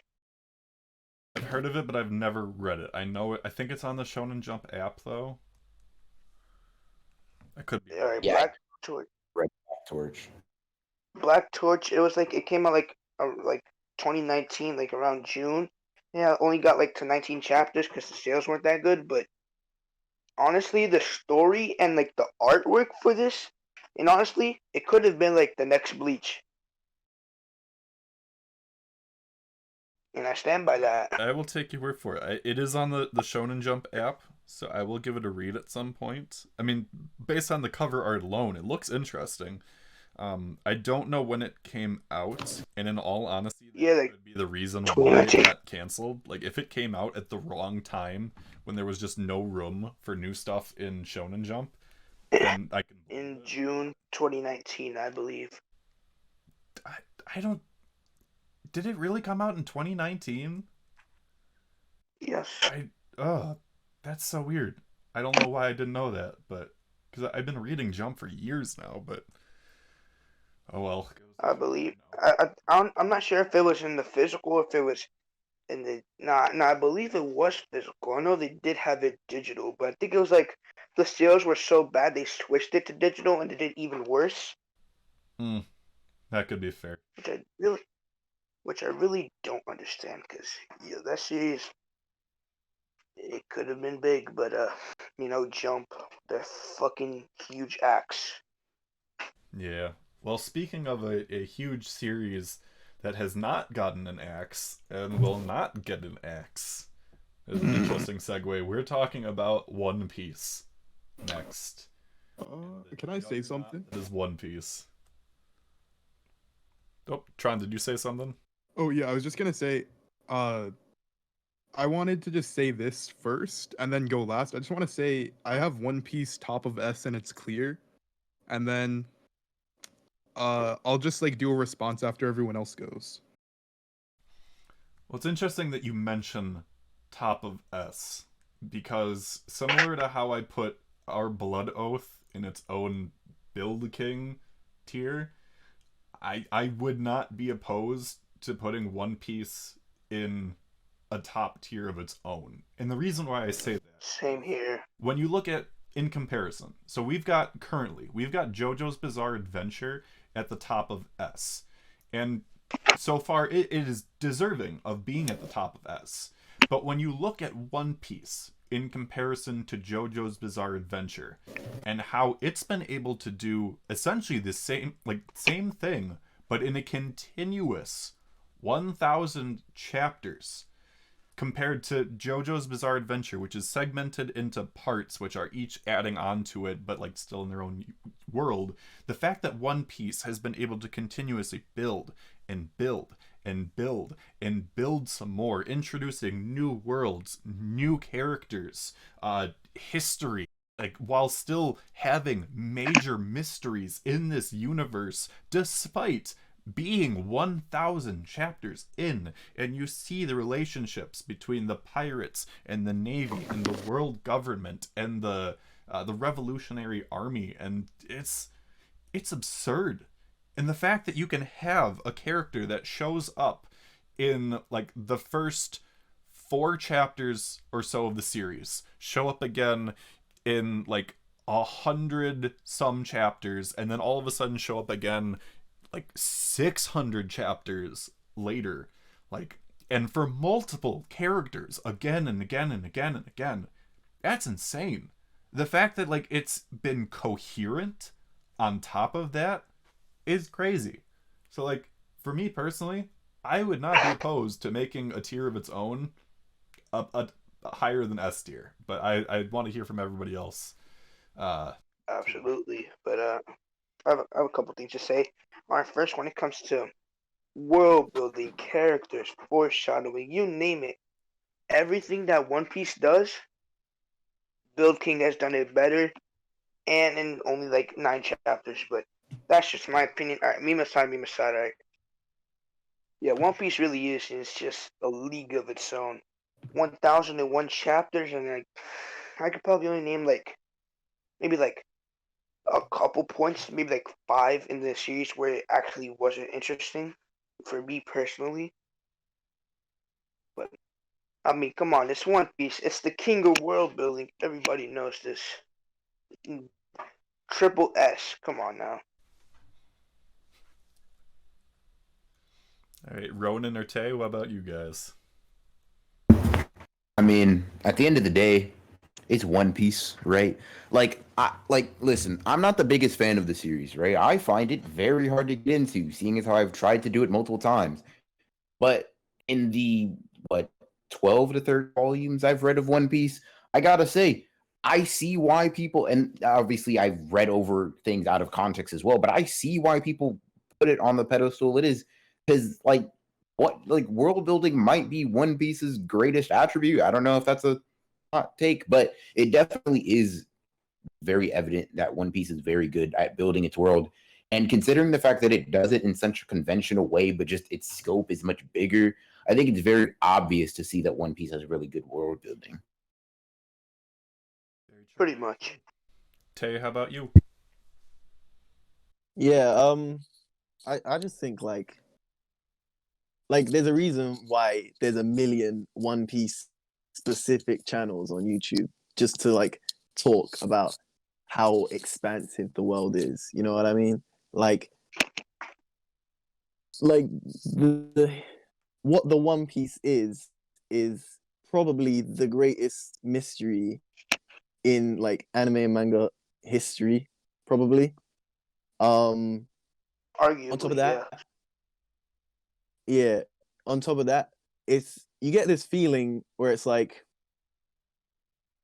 no matter like if a character gets introduced, you have to try and remember them because no character is wasted. Of course, like if you get like some lackeys or whatever for like one crew or whatever, you can tell they're obviously like meant to be throwaways. But like if your odd character just shows up in a flashback or shows up on the side, you can bet your house that they will come back to impact the story in one way or another. With regards to like someone like Bellamy, Vivi, Shirahoshi, Koala, I could go on and on and on. Like there's just levels to world building, and like you said, you're putting it in its own thing. Yeah, actually, you think about that lackeys, you never know with Oda, and like I remember look back, it was like in chapter 40 something, and it was like when Usopp was just naming a list of lies he did.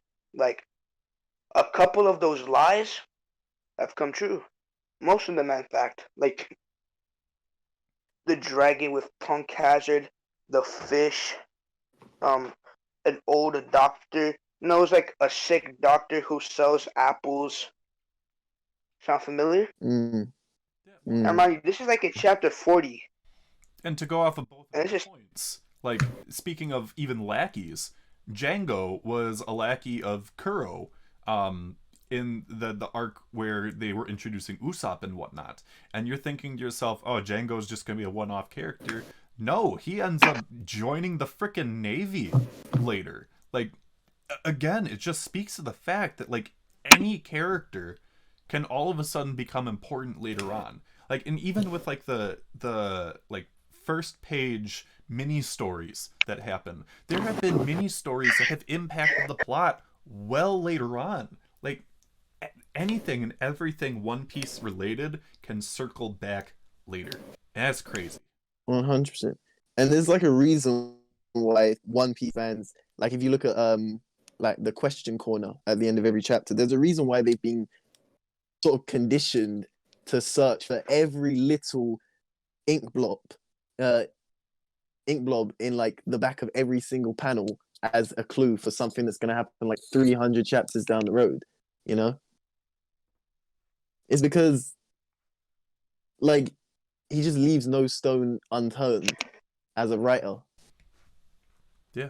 All right, Tron, we said that we would circle back to you, so what do you got for us? Yeah, so a couple things. So the first thing that is very interesting to me is how everyone was at Roger's execution. Not literally everyone, but a good amount of people that are important now witnessed Roger's death. And the other thing that's really interesting to me is how we're 1,001 chapters in. You could argue maybe it's Blackbeard. We don't know who the final villain of One Piece is. We don't know who the main antagonists are. And at this point, we don't even really know everything going on with the Marines. It always used to be like, I guess you could say pirates are bad. It happens that Luffy's crew is an exception. And then it turns out that most of the Marines don't actually align with a lot of the other Marines' values. Then you throw in the Gorosei, Eam.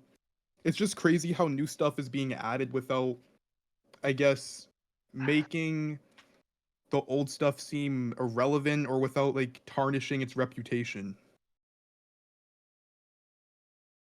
Yeah, even like with regards an exception, that's even touched upon in like the one shot of One Piece is that when Luffy walks into a bar or whatever and he explains that he's I can't remember what it was called, but he explains that he wants to be a certain type of pirate and that there's two types of pirates. There's like pirates that are on the same wavelength as like someone like a crocodile or a flamingo, but then there's also the type of pirates that he wants to be, which is just, you know, to go on adventures and like experience the world around them. Like literally nothing gets left untouched in the series. Yeah. And like one other thing, I don't want to just turn this to a One Piece discussion, but one character that I find very intriguing in all of this is Shanks. I don't buy the theory that Shanks is like secretly evil or anything, but I think it's very interesting how Shanks was given the straw hat from Roger, but seemingly he was looking for someone to pass it on to instead of taking on the responsibility for himself. And it's just always wondering like why did he do that? And that's just one of the many mysteries of the show. Maybe it's just because You could probably make ambition 1,001 mysteries that the One Piece story has created. You definitely can, but I'm not putting that much time and effort into that. Yeah, another thing to its credit, and I think this will be the last thing I'll say on it, because again, like Tron said, we don't want this to turn into just a One Piece discussion at this point. The fact that more than any other series, you have millions of channels that are like dedicated to creating theory videos because there's so much to dissect about this series, more than any other. Like, and one could argue that at one point, like Naruto or Hunter x Hunter like also had a crazy amount of theories, but One Piece above all else is the one series that people are constantly trying to dissect, to, you know, get as much information as they can, theorize as much as they can, take this one tiny tidbit that like we got from like hundreds of chapters ago and be like, this hasn't been explained yet, we got to find out what this means. And like, it's crazy. And the fact that there are, again, so many mysteries that we still don't know 1,000 chapters in, like, let alone the One Piece. Obviously that's not going to be something that we find out until much later on, but the fact that we still haven't seen, for example, Vegapunk, who has been one of the most talked about characters in the entire series, and we don't even have a face claim for them, is insane. But that's just how like crazy good this series is, to like introduce this character, weave them into the story without even giving them a face, yet leaving us with so much intrigue about them. Even in Wano now, the fact that Queen mentions Vegapunk and the fact that there's that connection there is crazy. It's so good. So, yeah. I know I went on a little bit of a rant there, but yeah, I think with that being said, and I did this on my own already, I created a tier above S, and I put One Piece in it, because One Piece deserves to be on the top, because more than anything else, like, it is the king of world building for sure. Regardless of how you feel about One Piece, regardless of whether you think it's good, mid, trash, whatever, I don't think it can be contested that it's got the best world building when it comes to Jump series. But that being said, we move on from One Piece to One Punch with One Punch Man. Would anyone like to start the discussion on the world building of One Punch Man? I can go ahead Sure. if you want. So for One Punch Man, right? I think it does a pretty outstanding job at building its world. Especially if you incorporate the webcomic into it, I don't know the perspective on that, but I'll just kind of deal with them as separate entities before kind of coming to the final conclusion. If you just go off of the anime and manga, right, like drawn and illustrated by Yusuke Murata, then a little bit, just because there's not as much material to go off of. All the world building with mysteries like who is Blast, like the number, like the strongest S-class hero that we have in the One Punch Man universe, is something that's kind of theorized and talked about a lot. We have a lot of different things, like a lot of like mysteries about characters like Garo, who showed up in season 2 but is now kind of a reoccurring character that we're getting a lot of information on. Genos' whole thing about his like a town he was living in being completely massacred by a robot. I think a lot of these things, like a lot of these mysteries, kind of go under the radar just because One Punch Man isn't really in the spotlight right now, and just because of how inconsistent the mangas actually releases. But overall, I think it's done pretty well. I would say probably middle of the road B tier. For just my ranking personally, but I think it does its world building relatively well. Fair enough. King, do you have any opinions on One Punch Man's world building?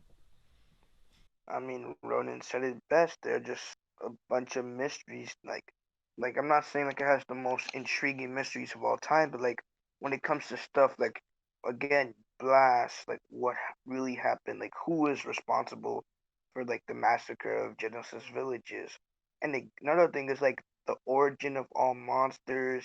Like like I don't know if this ever is gonna happen. Maybe one day we'll go into space, explore other species, like Saitama will be like, all right, no one on Earth can challenge me. All right, time to go out in space. Because realistically speaking, like maybe like besides like Lord Orochi, Boros was probably like, the person that gave Saitama the most challenge, and it wasn't even that much of a challenge to begin with.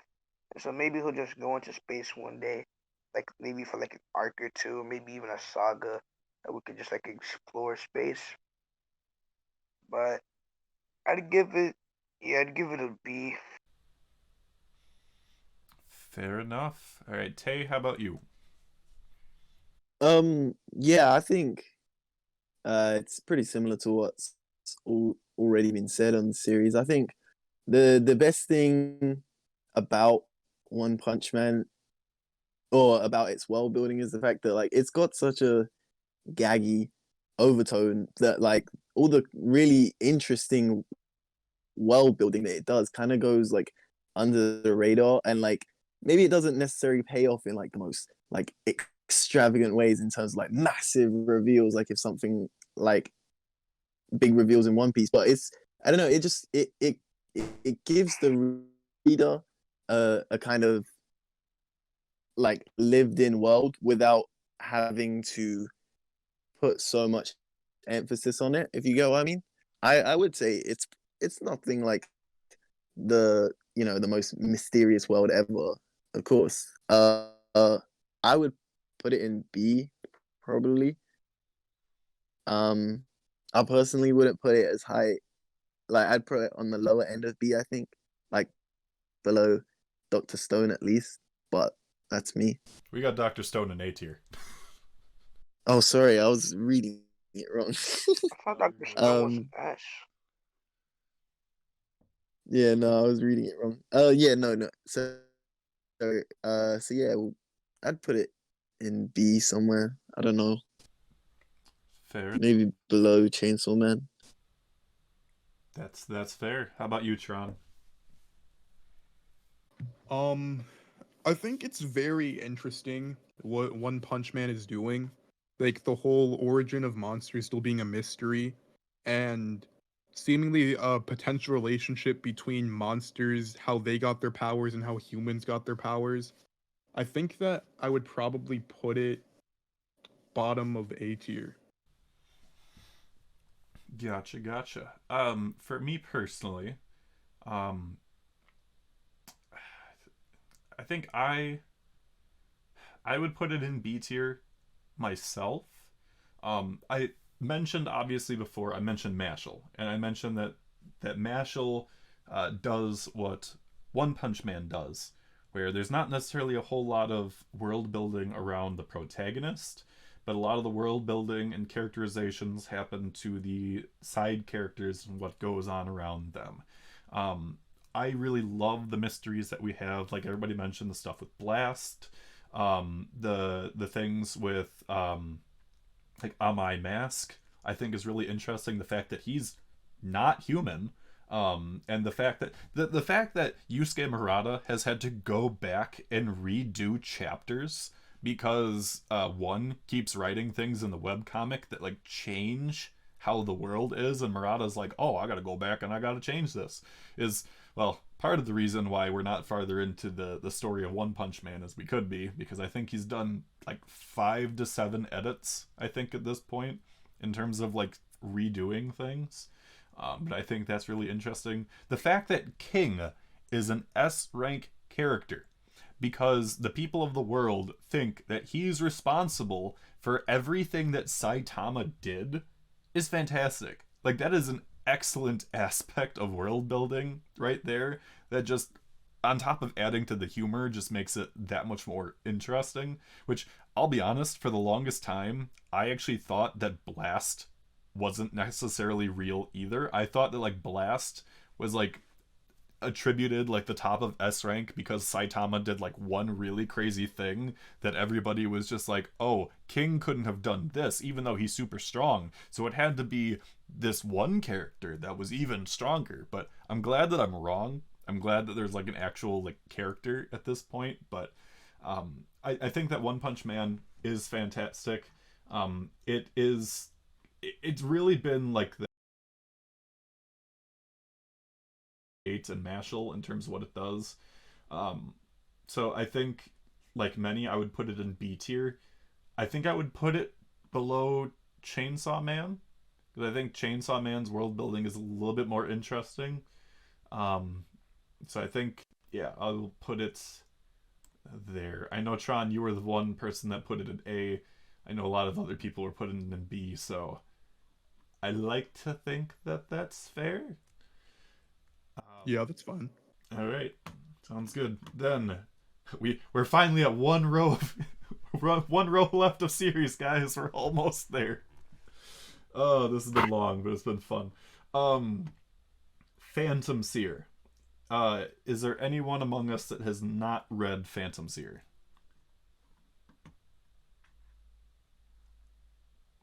I mean, we're all good. Okay, I think we're all. Yeah, I think so. All right, then, Tay, I'll let you start.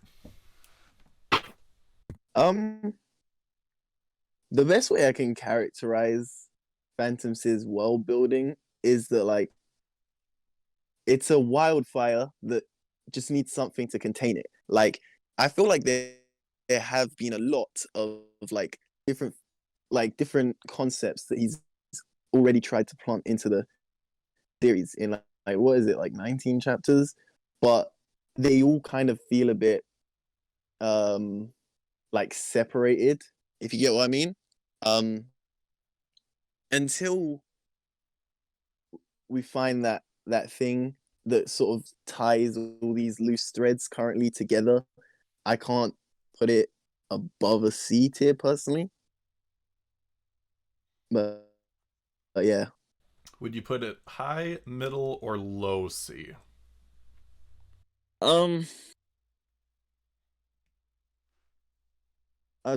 probably just put it somewhere in the middle for now, I think. All right. How about you, Tron? I have to abstain from Phantom Seer. I haven't read it. That's fair. All right, Ronan, how about you? Yeah, so when it comes to Phantom Seer, I think it's a here's what I'll say. It's a high potential series, right? Yeah, It's yeah. very young, That's very what I was trying to early. get. Yeah. But it's hard to execute, kind of like with Kaiju number 8. I think Kaiju number 8 was just a little bit snappier in its pacing. But Phantom Seer is in a stage right now where it's so hard to tell how it's gonna be that I have to put it like maybe around C, just because I don't think it's done enough to really put it above. It definitely has a lot of potential to like skyrocket up to be maybe even A tier if things that have been kind of shown are executed on pretty well. But I think so far, see, the thing is I'm conflicted because what it's done is it's really well done. Right? It's just there's such a lack of material in general that I don't know if I can place it very high. So mm, I'll say below, right below Bakuman is where I'd place it. So you'd put it below Bakuman, but above Demon Slayer. Yeah. Okay. Just wanted to make that clear. All right. King, how about you? Alright. With Fantasy Nerd, with Phantom Seer, like everyone said, it's still very premature. It's only like, I think it's what, 17, 19 chapters in. Yeah, So, 19. and so it's 19 chapters in. Now I'm not gonna lie, I'm a couple chapters behind, like one or two. But when it comes to world building, not anything so far. It hasn't been anything crazy. Um, mm, it's really hard to measure a new series like this, but I'd say D tier. All right. I personally, I agree with a lot of the sentiments that have been said so far. It's a very early series. It's one that, like, as loath as I am to say this, it is still in danger of being on that chopping block. Once we get the next round of jump serializations after this one, it's fine. It's cleared this one. We're not going to have any more axes for like 2 or 3 more months. But the world building hasn't necessarily been there. Like, we've got elements that can eventually be incorporated into world building, but it hasn't really gotten to that point yet. Like, we know that there's a exorcist organization. We don't really know a whole lot about them. We know that there's a building. We know that there's like all these phantoms that have been sealed like way below the exorcist building. We know that the main character's sister is a very big figurehead of this organization, but even then, we don't know that if she's like at the top or where she ranks. And we know that at least so far, the most prominent villain that we have to deal with is Senju Doji, although we don't know that Senju Doji is even, the top ranking phantom that we'll have to deal with. I think with that in mind, I personally would put it at the bottom of C tier. I could not personally put it above Demon Slayer or Assassination Classroom. I could potentially put it above Dragon Ball Super, but I don't think I can put it above Demon Slayer and Assassination Classroom. I think that those, because they're fleshed out, I can't put it there. I can't do it.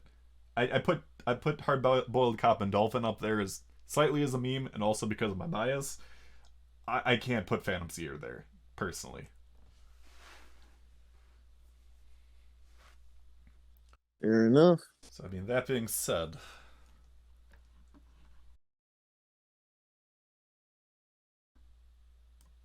I'll put it above Dragon Ball Super. We can still crap on Dragon Ball Super, but I can't put it above those two. I can't do it. All right.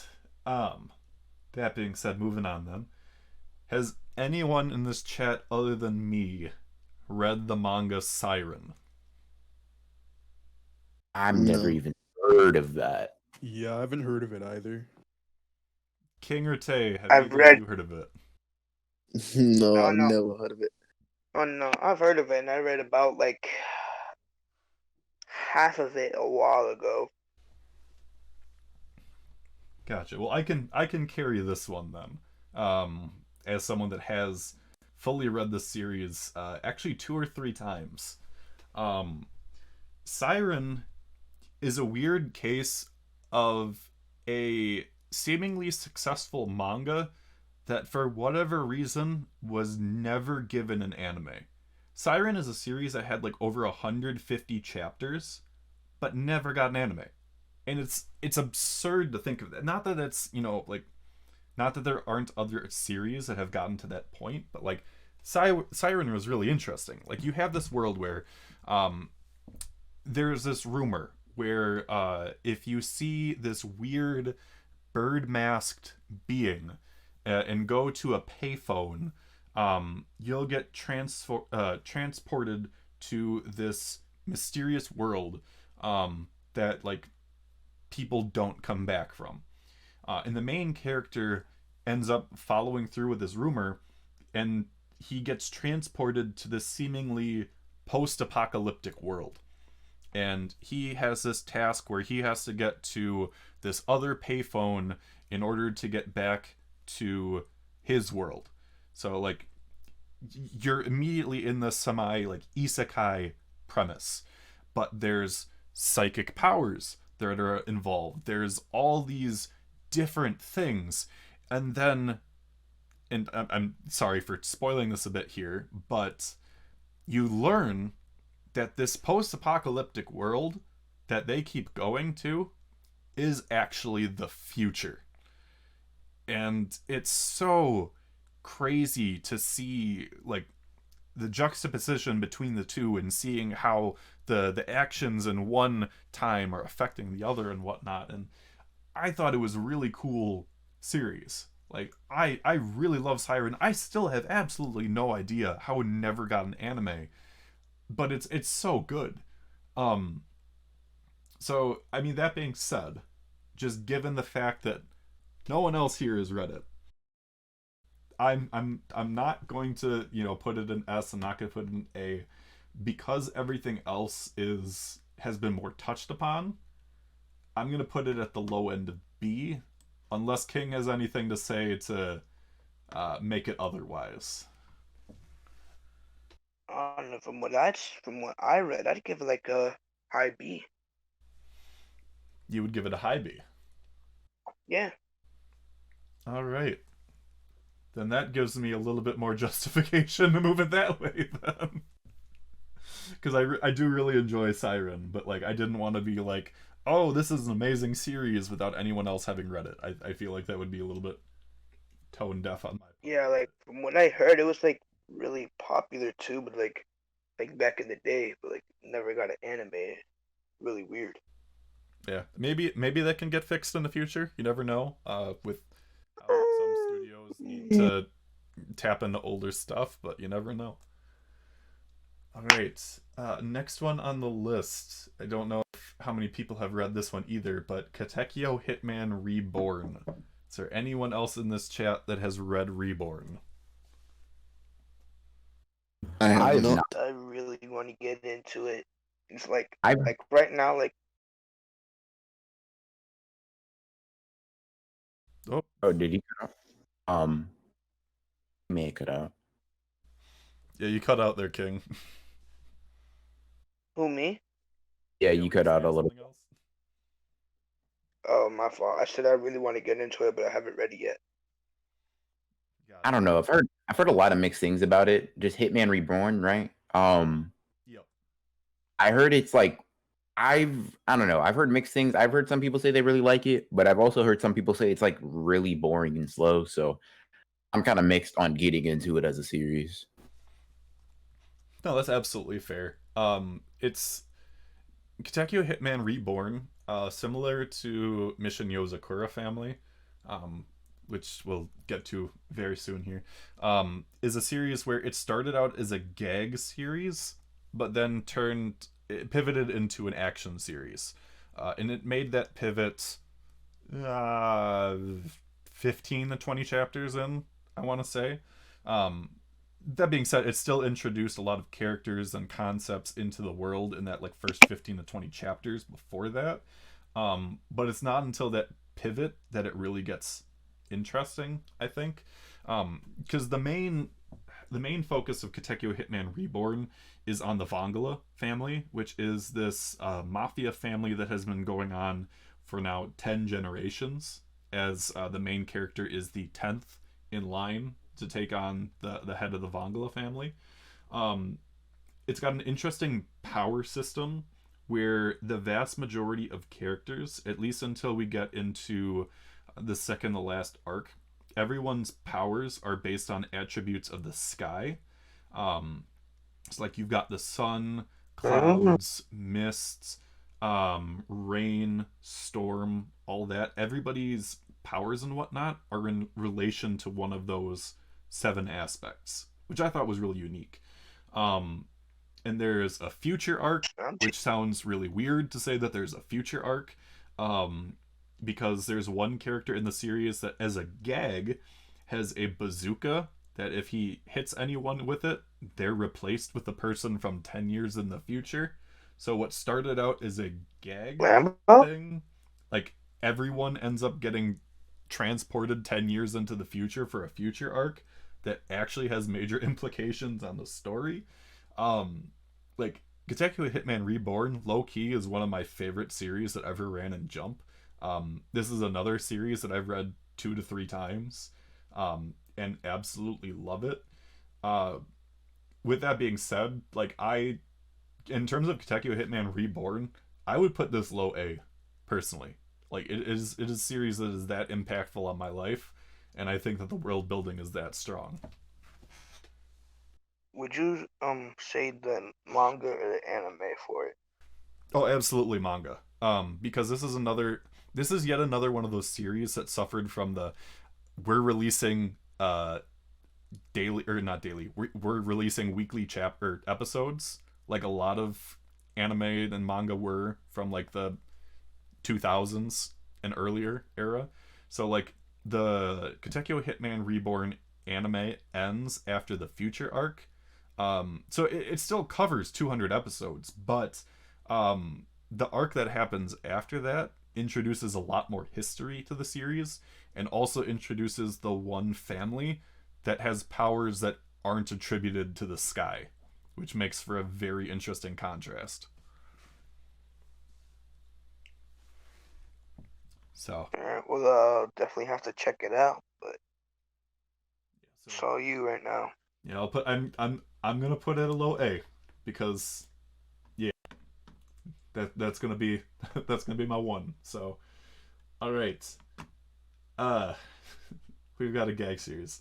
Has anyone here read Me and Roboco? No.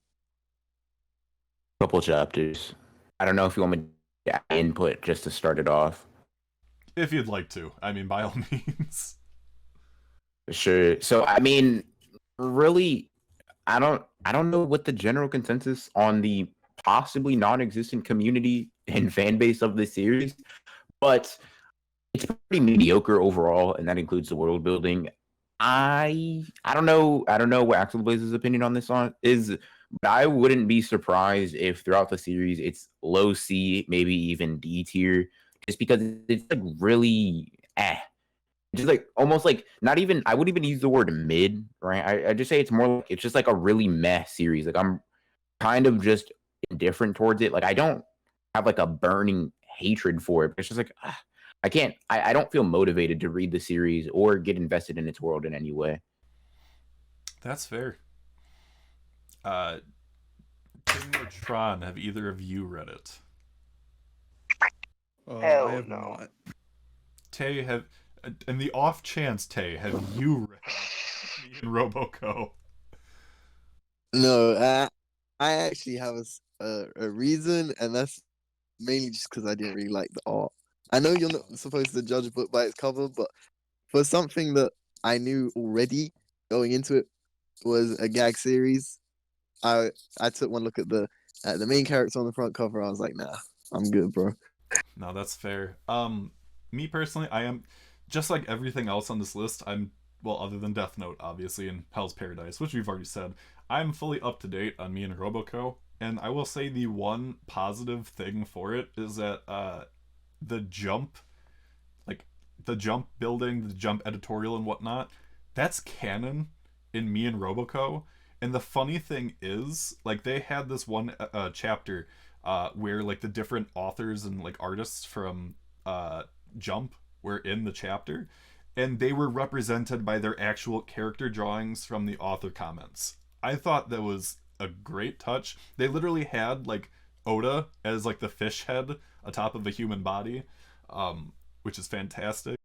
Um, the one other, the one other thing that is in me and Roboco's favor is that the big draw to it is all of the gags in relation to other Jump series, like which unfortunately means that me and Roboco isn't necessarily standing on its own legs since it's making references to other Jump series, but it is funny enough, I would say.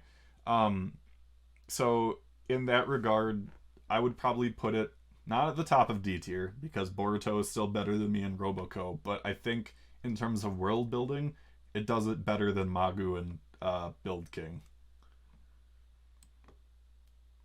Hey, now that I think about it, how come you didn't put Gintama on this?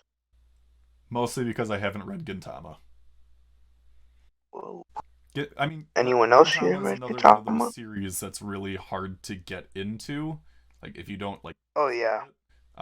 And the humor is definitely one that it's you have to like that kind of style of humor and whatnot. So I kept it off the list just because I have absolutely no like opinion on it whatsoever because I've consumed nothing with it. At least with Death Note, like I'm familiar with Death Note. Gintama, I'm not. Uh, what was Gintama? I'd say it's solid. It's like an A, B. That's fair. I know that the world building in Gintama is really good. Again, I just can't speak for it, so that's the main reason why I kept it off. Alright, getting through the home stretch. Sakamoto Days.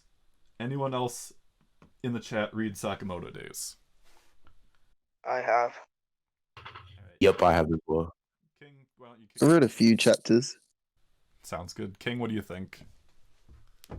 I mean, I'm not sure about the whole world building thing, but I love the series. I think it's hilarious. Nice artwork, world building wise. Well, I'd say it's better than me and Roboco and everything else in D tier at least. That's fair. Besides Build King, of course. Yep.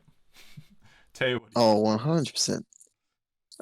Yeah, like, I mean, from what I've read, like, it doesn't really seem like a type of series that's too interested in the world building. It's kind of like a mix between like a gag and a hype manga. I might be wrong, and they might have like suddenly started adding loads of world building into like about the like spy organizations and whatnot. But yeah, in terms of world building, I wouldn't rank it too highly at all. Fair enough. Ronan, how about you? I mean, I like the series. It's entertaining enough, but it has like almost zero world building. Like, I get it. We have like the assassins, the hitman, cool, right? But there's no depth to that in any sense of the word yet.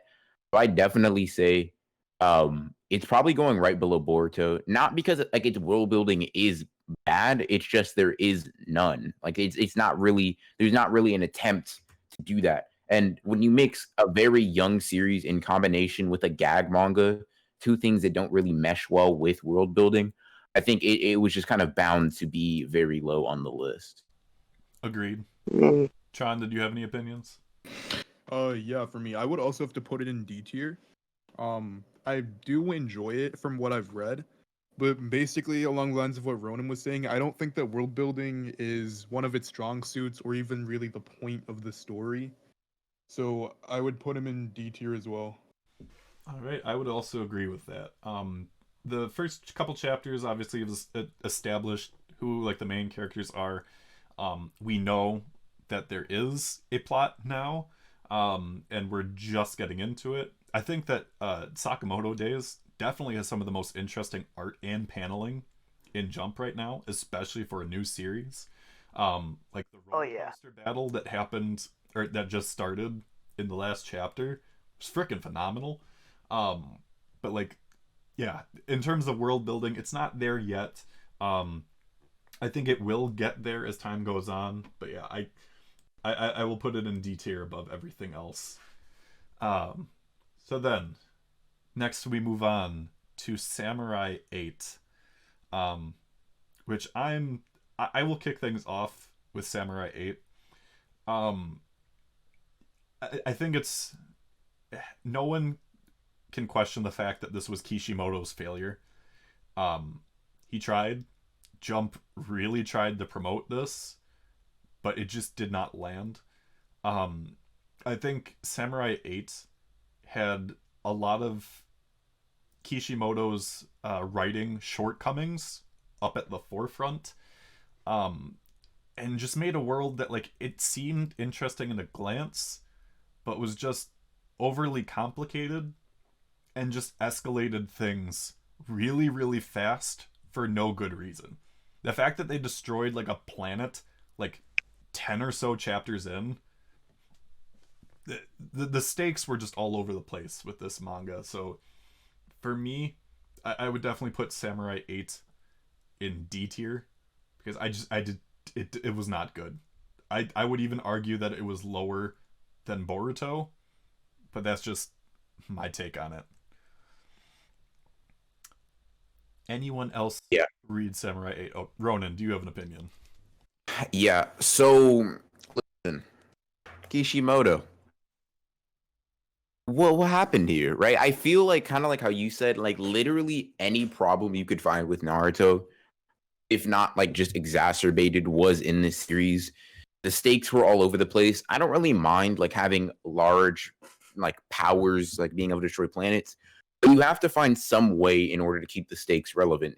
And Samurai just wasn't able to do that. It was overall really boring, and I have to go so far as to say, comparing first chapter to first chapter and what they tried to do, like Samurai 8 for me was just as bad as Build King. It's just not as, I think, relevant as it is as Build King is, just because Build King's much more recent. But Samurai 8 in its starting chapters and even till the end when it was kind of like maturely axed was just exposition heavy and trying to get you invested in a world in all the wrong ways, right? Instead of showing us characters that we should care about in this world or history that we should care about, I think that it really just talked at us. It talked at the audience. Hey, look at all these interesting and cool ideas I had in my head. Here, let me put that down in a narration bubble for you to read, right? It's just not fun. It's just not interesting. It's just not engaging or exciting. And for that, I gotta say it's not only D tier, but it's literally one space above Build King for me personally. Fair enough. King, how about you? Do you have thoughts on Samurai 8? Well, I only read the first 3 chapters when it was coming out, and that was enough for me. I don't know, like the same thing. It's like it was just stuff was just like overly complex for no reason. I mean, I thought like like you would think like, all right, this is Kishimoto, the guy that made Naruto. He's not really looking too hot, but I'm sure he has something figured out. He probably learned from his mistakes, like when what brought down Naruto. He probably learned he's gonna make another banger, but looks like he didn't learn so much after all. Yeah, I agree. Tay, In the off chance, did you read any part of Samurai 8? Yeah, I think the problem that came from Samurai 8 was kind of like everyone knew that he was making a new series and everyone expected it to just be a Naruto clone. So he went so heavy on trying to show like, look guys, it's not Naruto, it's a new series. And then it's just it becomes so much of like a just a blur of information that it bearing in mind like the shonen demographic that they're looking for is like teenagers and whatnot. And like so a lot of people may not have been necessarily trying to, you know, like get all of this information at once. I feel like maybe if you kind of like calm down and like let it play out in a smooth way, it might have done better. But nah, it seemed like he was going too hard trying to prove a point that it ended up backfiring in a different way. Yeah, I agree. Chan, do you have any thoughts on Samurai 8? It's kind of like what Tay was saying. I respect Kishimoto a lot, but I'm kind of under the mindset after reading Samurai 8 that if he wants to write another manga ever, he needs to do something that's not close to ninjas. Like, it can't be anything like that in general, because basically what Tay was saying, he was trying so hard to prove to everyone that this isn't just a Naruto clone, rather than focusing on the series and trying to make a good series. Yeah, exactly. Yeah, honestly, I think it might be Build King tier. Ooh. You know what? I'm happy. Why not? Let's do it. Let's put it in Build King tier. I mean, it's better than... I feel so terrible doing that to Kishimoto, but I you don't. can't even argue. The thing is, like, when you look at it, like, when you look at other manga that came out at the same time, because Kishimoto was just like, I want to do something sci-fi related. When you look at what came out around the same time, because I think Boruto was already running by that point, Boruto was a better sci-fi series than Samurai 8 was. And in terms of a veteran going up against another veteran, Eden Zero by Mashima is leagues better than Samurai 8 and has been going on for 3 times the length, but came out around the same time. And I think a big part of that is that, one, Mashima kept it simple. He made it sci-fi. He made it like really cool sci-fi, but he didn't overcomplicate things. Whereas with Samurai 8, it was just like, you are a robotic samurai, and your powers are dependent on your samurai soul, your samurai sword, your samurai ninja beast robot, and then a priestess that has absolutely no point to them other than praying for you. Like, he took a Sakura character, gave her Hinata's personality, and gave her absolutely zero use in terms of an actual fight. Like, he took his terrible female writing and made it worse. Like, and that's saying something. Like, it was bad, and it's Jump's fault for letting it go on as long as they did without trying to really edit it, because I there was not enough direction there to keep it going in a positive way. So I'm fine with putting it in Build King tier.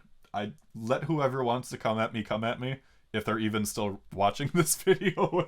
Nah, I really don't think that anyone's gonna be trying to defend Samurai 8 that heavy.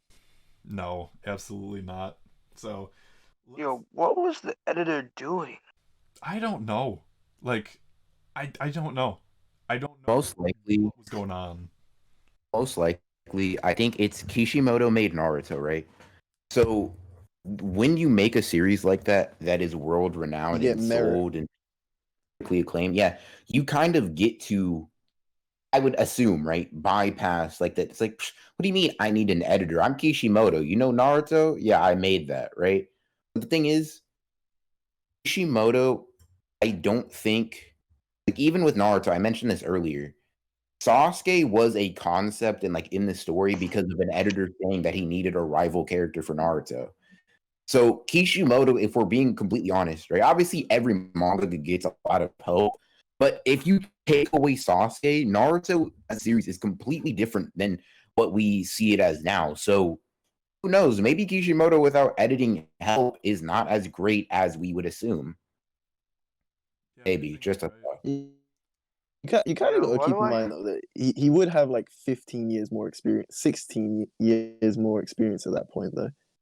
But obviously it didn't help anything because we saw what came of Samurai 8.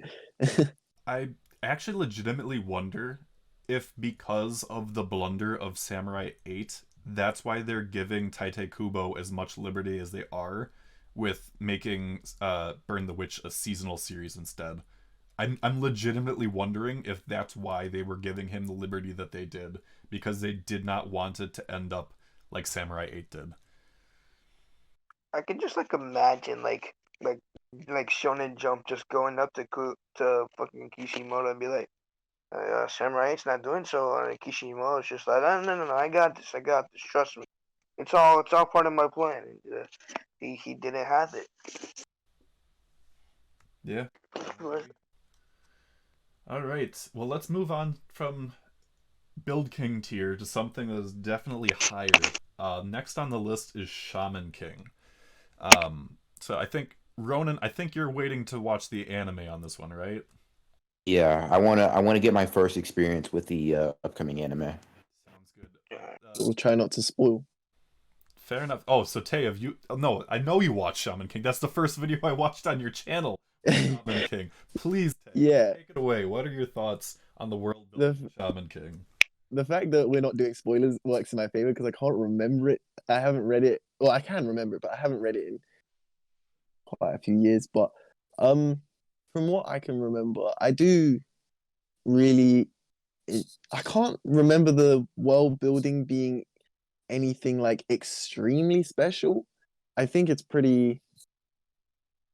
Um, it outclasses like a C tier, I think. So I think it would have to come somewhere in like a. whoa. Well, what would you say?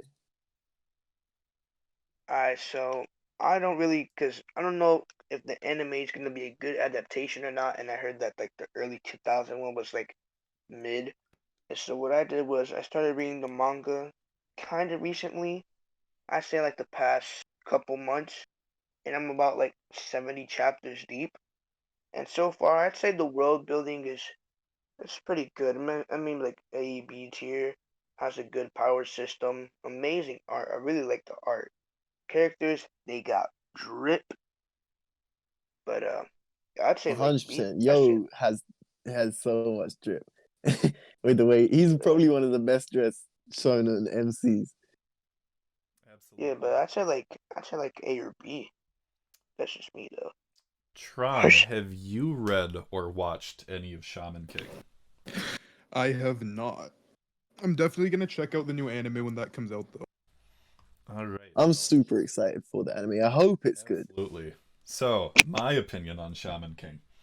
Um, this may or may not come as a shock. I would put Shaman King in S tier, and I will tell you why. So me being Maybe I'm a forgetting things. Shaman King stan aside, because Shaman King is actually the first like longer running series of manga that I actually finished collecting. Like that was a big purpose of mine, was to collect Shaman King, and I have all 33 English volumes that had been created, and it cost me a pretty penny, but it was worth it. Shaman King, what makes it so interesting is that while yes, it takes place in like the regular Earth, like everything like about it is, normal, like regular Japan, regular America, regular London, etc., etc., etc. What makes Shaman King so interesting is the absolutely incredible blending of different cultures, religions, and spiritualism into one series. You've got Oh yeah. shamans that represent literally every religious belief that you can find in the world today in Shaman King. It's incredible. Like, you've got stuff from like Nordic shamanism. You've got I mean, a major part of the story takes place in America with the Patch and their Native American spiritualism and history and whatnot. You've got everything from Japan, things from Egypt, all parts of the world and their spiritualism and whatnot incorporated into this series, incorporated into their powers, into how they manifest. It's absolutely incredible. Like, the amount of like research and whatnot that went into this to make things like work as well as they do is crazy good. And on top of that, like, you've got so much history that's involved with the main character and the main villain and the history of the shaman fight that takes place every 1,000 years. It's insane. Like, me personally, I would hands down put it in S tier because the world building in Shaman King is top tier. There is a reason that it went on for 33 volumes, and it's fantastic. And it's got a sequel series. It's got a sequel to the sequel series. It's got offshoot series about like some of the side characters, like the world of Shaman King, which sadly is not owned by Shueisha anymore. They moved over to Kodansha, so that's Shueisha's loss. But Oh, is that why they Sorry. started reprinting all new volumes? Yeah. I was just gonna say, is that why? Yeah. Yeah. So, me personally, I would put Shaman King in S tier. But given how other people have voted, I am fine putting it in A tier. No, I will agree, because I was kind of going off of like guesswork from my terrible memory, and so because I know that I love Shaman King. I can't remember exactly what it is that I love about it, but I'll agree with that and say it should go for S as well. All right. So King, we're May not be the we're best overruling. written story, but it was made with a lot of love. All right. For sure. We're overruling you, King. We're we're gonna move it to S tier. That's Yeah, perfectly it don't fine. feel so good getting left behind now, does it? Oh, nah, it feels amazing. I love seeing a series just succeed and strive. The revenge for Tay is sweet. So that being said, I can put it below Haikyuu as a compromise, since not everybody here has watched it or read it yet. But I give it my strongest recommendation, and cannot wait for the reboot to take place in the spring. It's gonna be fantastic. Do you have any idea if it's like gonna be seasonal or No, it's gonna is be like 52 episodes, I want to say, and I believe it's gonna be continuous. okay, cool. All right, so we move on from Shaman King to Spy Family. I'm assuming everyone here has read Spy Family. Yep. Yeah. I actually have not. The only reason I haven't, it's one of those series that like I know basically for a fact I'll enjoy, right? I know I'm gonna love Spy Family, but it's because I know I'm gonna love it and it's bi-weekly and sometimes inconsistent. I really do not want to catch up on that series and wait for it all the time. So I'll abstain from this conversation. But yeah, No, that's fair. for Spy. All right, so since Tron didn't read Shaman King, we'll let you start off on this one. Okay, so first off, the whole premise of Spy Family is really interesting to me. I like everything that I've seen so far. Again, just like some of the other shows though, I'm not quite sure how high I can put it just because of what we've gotten so far. But I think that with everything that we've seen in Spy Family, I'm comfortable putting it somewhere in B tier for world building. That's fair. Tay, what are you thinking? Um, yeah, no, I would personally maybe not put it as high as like B tier.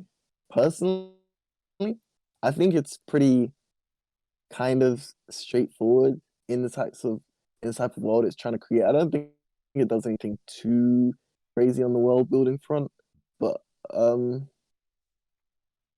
Yeah, no, I'll probably put it like in C tier personally. That's fair. King, what do you think? Um, pretty much the same thing. Like the series as a whole, but world building, like there's a difference between world building not being the focus and world building not really being necessary. And I think Spy Family falls into the latter. So I'd give Yeah, like I maybe like agree with that. C or B. C or B. Right.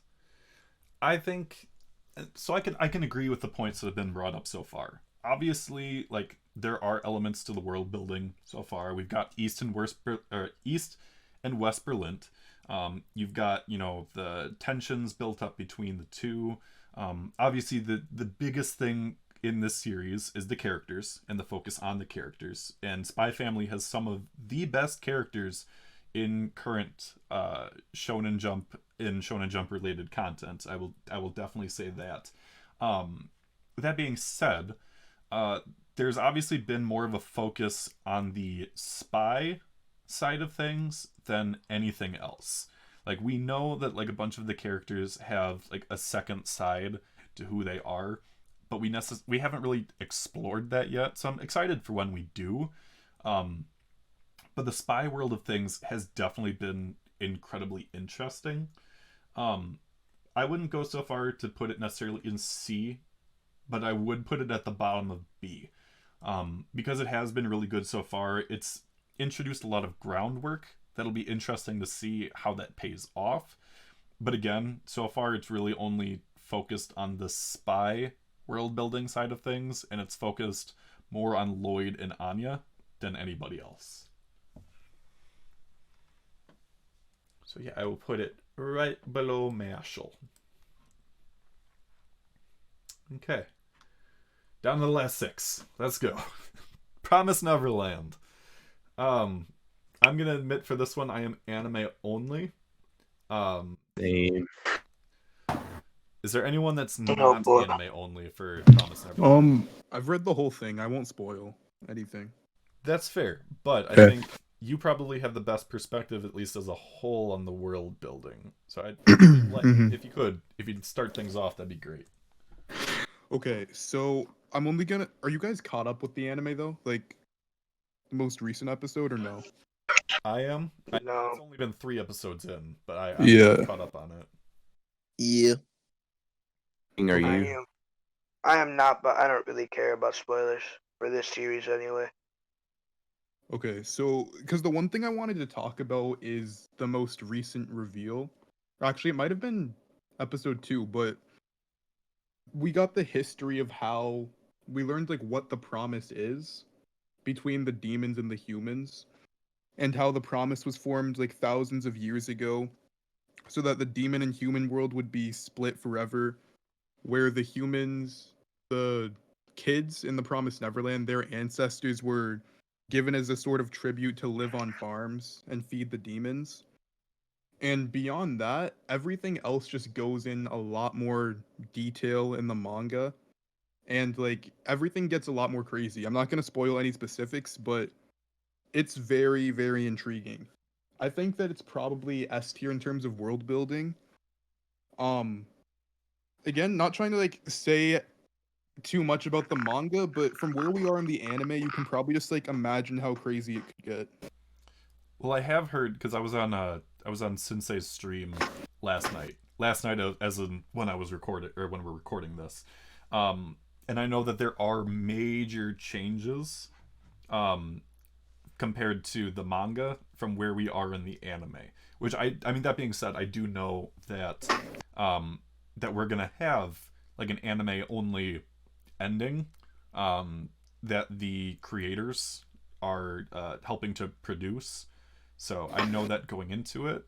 But even then, at least from an anime only perspective, and like I'll get into the. I will eventually read the manga as well.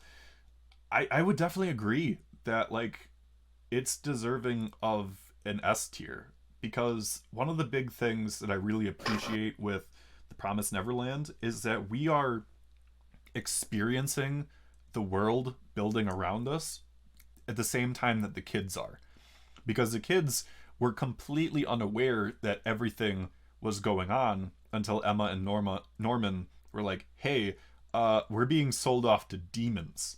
And the fact that like we're continuously building around this world and the mysteries around it, and that reveal that like there are two separate worlds and the pact that was made between humans and demons, that's crazy.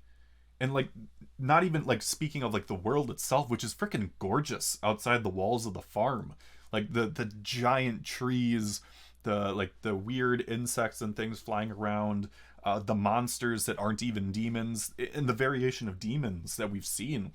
It's so cool. Like, I I, I could definitely agree that it's deserving of an S tier, and I know a lot of people praised Promise Neverland along the way until the end, which I mean that was kind of the same thing that happened with Demon Slayer, but even then I know a lot more people were really clamoring about Promise Neverland in comparison. Yeah. Yeah, I mean, Oh, go on. oh, go ahead. No, it's fine. You can.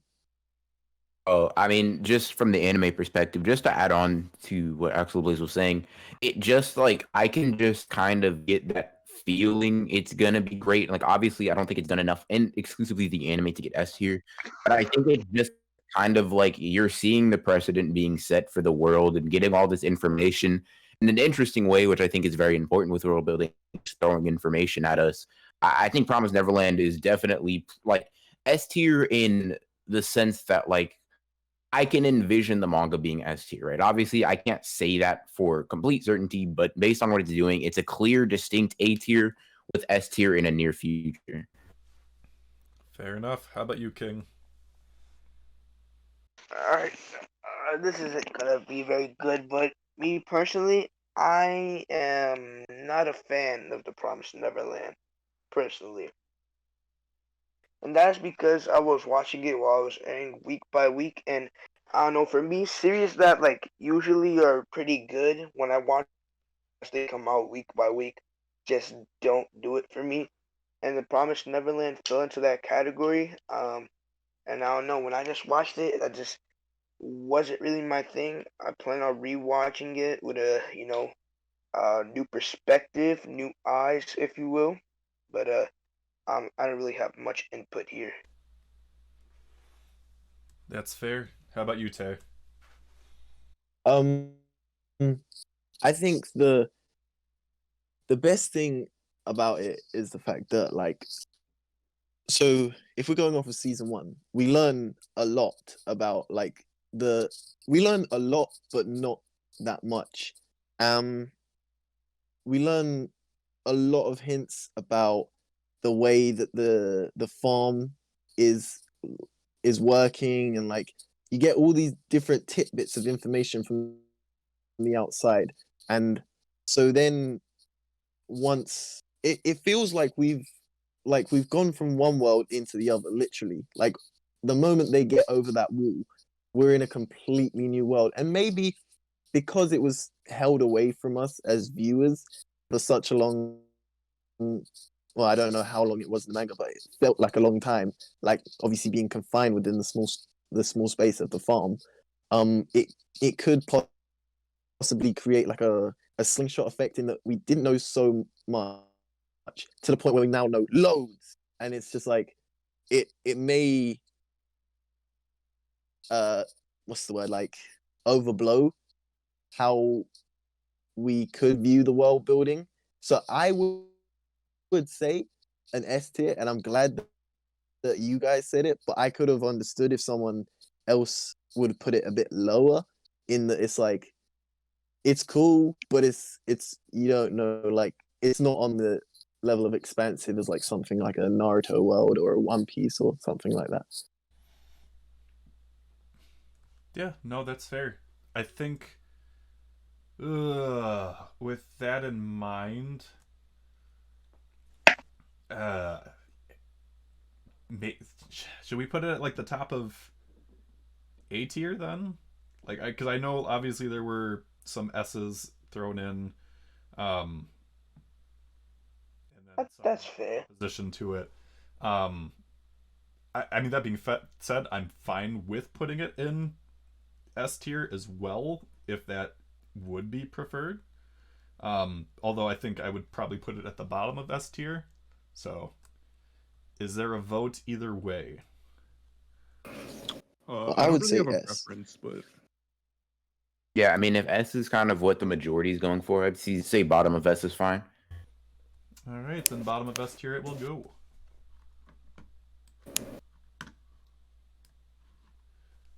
All right, so next, very far from S tier, but not from the bottom, Ayakashi Triangle.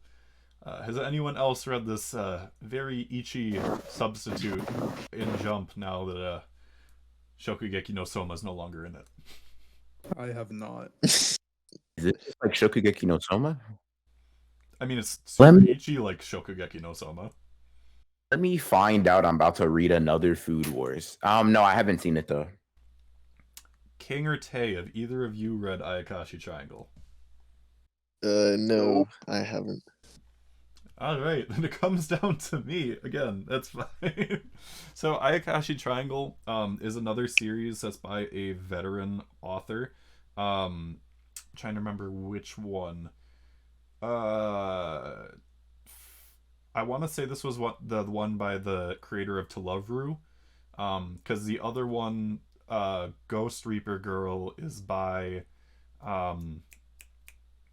starts with a V. Rosario Vampire. Yep.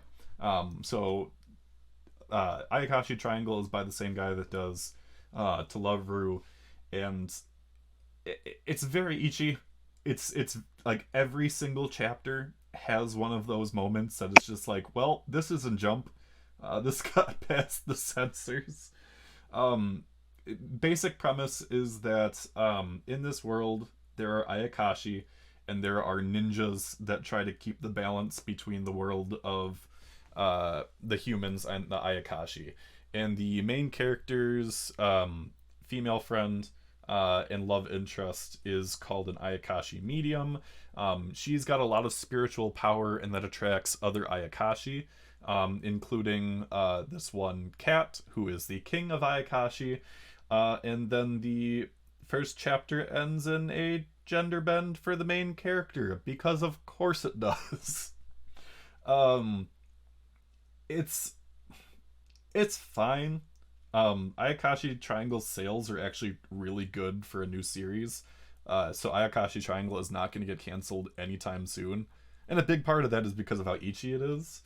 In terms of the world building, I'd probably put it at the bottom of C tier.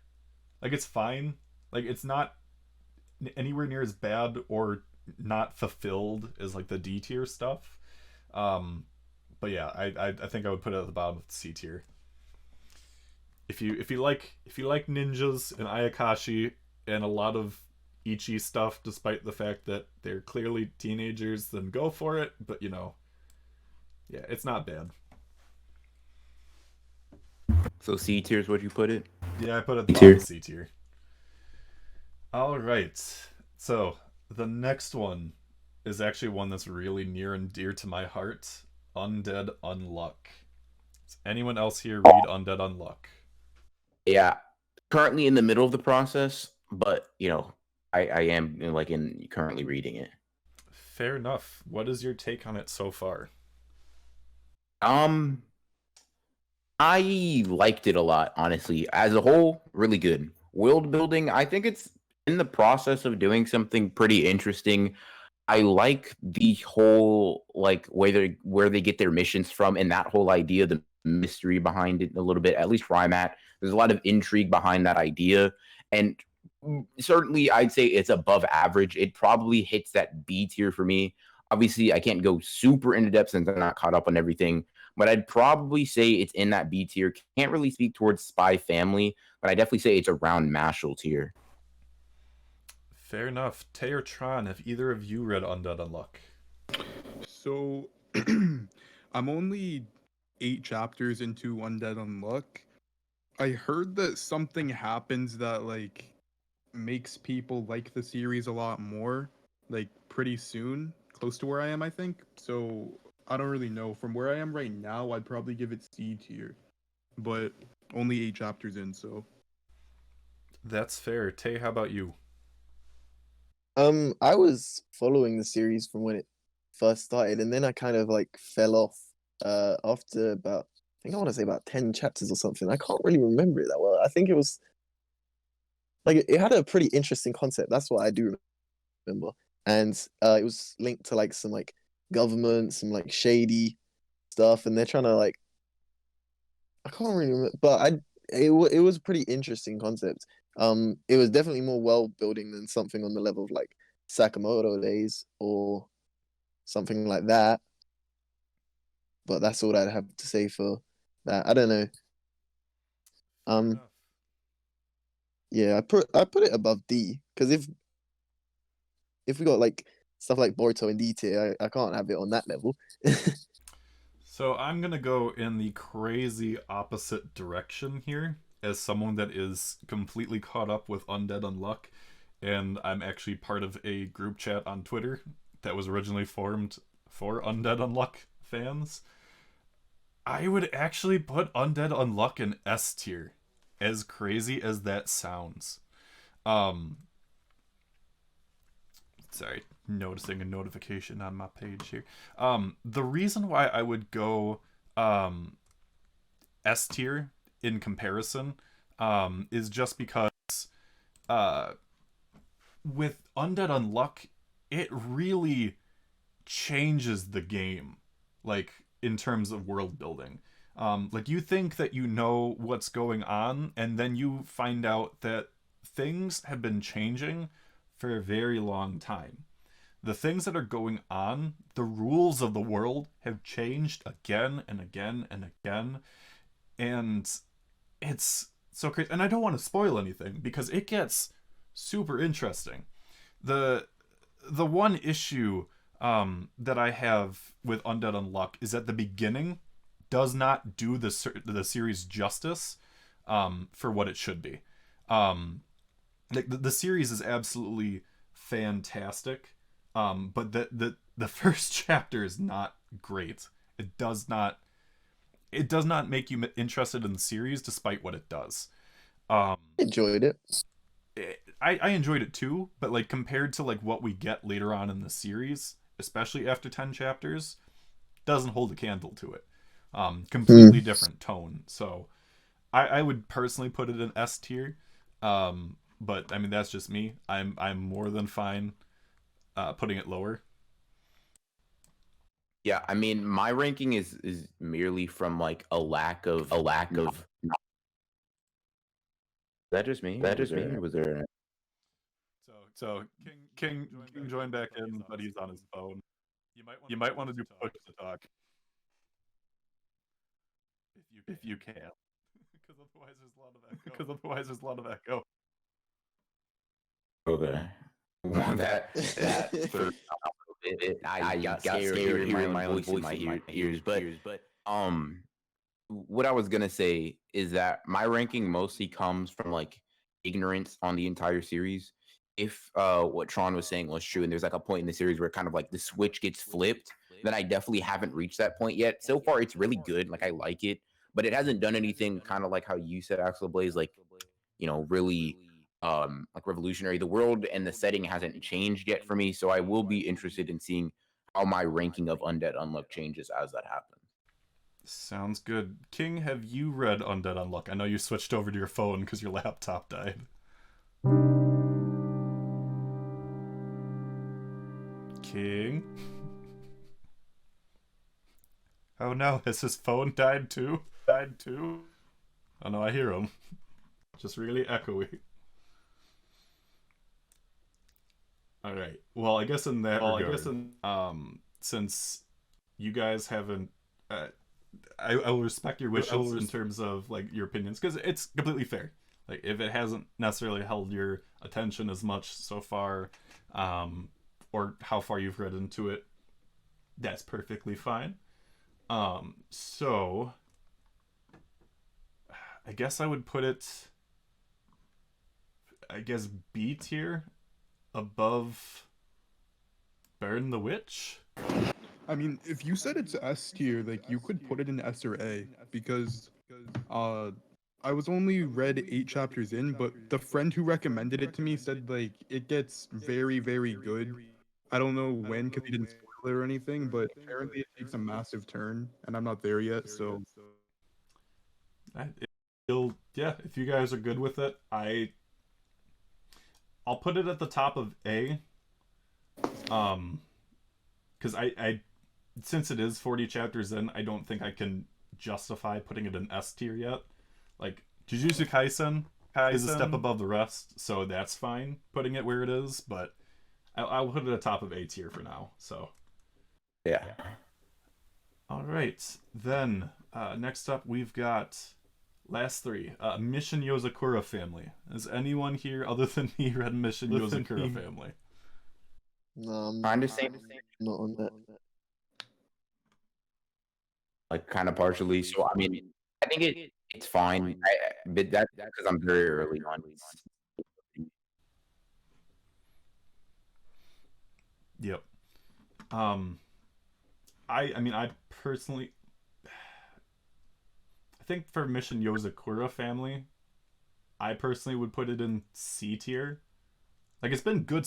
I've really enjoyed Mission Yozakura family so far, but like outside of like the main family, certain spies, and like the enemy organization, there hasn't necessarily been a whole lot of world building for it. I think it's for a series that's made it to a year in serialization compared to like Mitama Security or Gravity Boys. I think it's done very well for itself. But obviously it's not better than Spy Family. Spy Family is definitely the much better spy manga in comparison.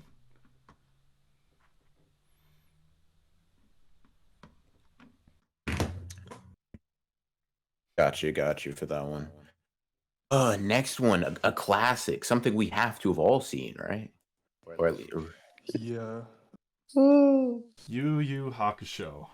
Yes, the series that came before Hunter x Hunter and that some would argue is better than Hunter x Hunter. Would anyone like to kick us off? Yeah, so Yu Yu Hakusho holds a very special place for me. Mainly because of the fact that so the first anime I ever watched was Dragon Ball Z Kai, but that was just on like Nicktoons, so I didn't really know that it was an anime. And Yu Yu Hakusho was probably the first anime I ever watched, like knowing it was an anime and it got me into anime in general. And the characters in Yu Yu Hakusho is not to start a whole debate between Yu Yu Hakusho and Hunter x Hunter, but the main group of protagonists I think is far better than that in Hunter x Hunter. The villains may be a different story, but the protagonist I really like a lot. And the world building, how we got the whole human realm, the demon realm. I really like all of the world building. I know a lot of people have issues with the ending, but that's more plot related than really the world building. So I think I would probably put it, I'd say top A tier for me. yeah. To follow up on that, I would definitely say, okay. So for me, I feel like Hunter x Hunter is the more like final product, but Yu Yu Hakusho definitely had this air of like just really rough aesthetic that made me personally enjoy it on a sort of level. But in terms of world building, right, I think the way that the manga in specific is able to kind of build its world around Hiei, around Kurama, around Yusuke, and like the demons and all that stuff is done pretty well. The power system is, while not probably as deep as Nen, a lot of people would say, I think is done to an acceptable level. So I would say middle to top A for me for sure. Gotcha. Tay, do you have any opinions? I'm sorry to disappoint you guys one last time this video, but it's another classic that I haven't yet watched. That is fair. That is fair. King, do you have any opinions? Or I know you're still on your phone.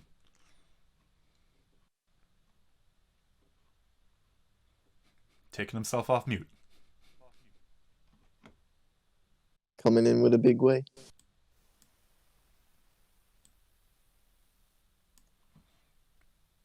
All right. Not hearing anything from Except for the echo. All right, King, we'll come back to you if your audio situation resolves itself. But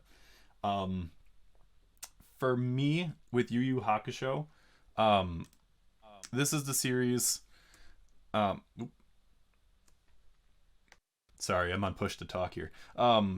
This is the series that, like, overall, in terms of the characters, it's a lot better than Hunter x Hunter, in my opinion. Like, because in terms of the core four, it does develop all four of them for the most part, compared to Hunter x Hunter, where, like, Hunter x Hunter became the Gon and Killua show, and Loryorio and Kurapika were just kind of left off to the wayside.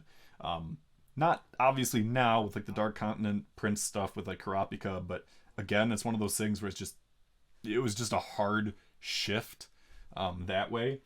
So like, yeah, that being said, like with the world building, obviously, like everyone mentioned so far, the human realm, the demon realm, the history with the dark tape, and I know that's not the actual name of like the VHS tape that contained all of the atrocities of the human world, but the fact that that played such a like an integral part of like the dark tournament, and then the arc that happened afterwards with like the human realm and trying to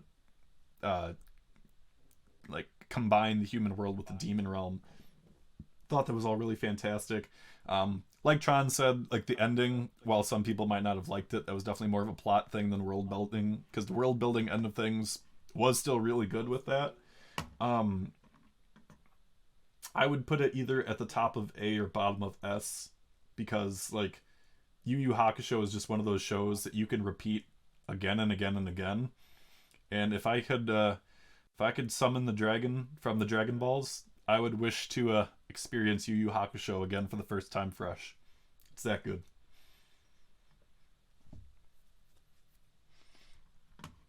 Okay, so where's the oh,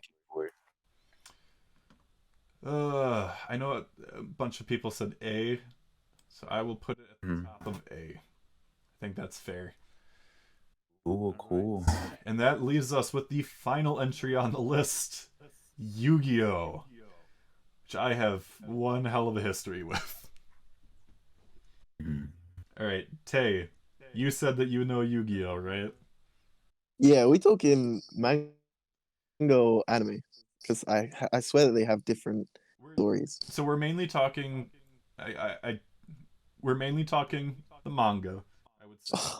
I mean, we can incorporate some of the anime, even though like certain arcs were technically filler, because I mean the manga technically goes from the stuff pre-Duelist Kingdom, which was like the Yu-Gi-Oh! Zero stuff, Duelist Kingdom, Battle City, and then it technically skips to the Egypt arc, the Calicos, and then that stupid tournament in Kaiba Land were filler.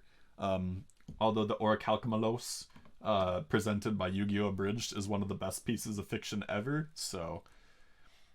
But yeah, we're talking more so the core Yu-Gi-Oh! And we're not talking like Yu-Gi-Oh! GX, 5Ds, etc., because that's technically its own entity. We're talking original Yu-Gi-Oh! Okay, I don't know if it's a hot take, but if we're talking world building, I can't see much merit for Yu-Gi-Oh! Personally.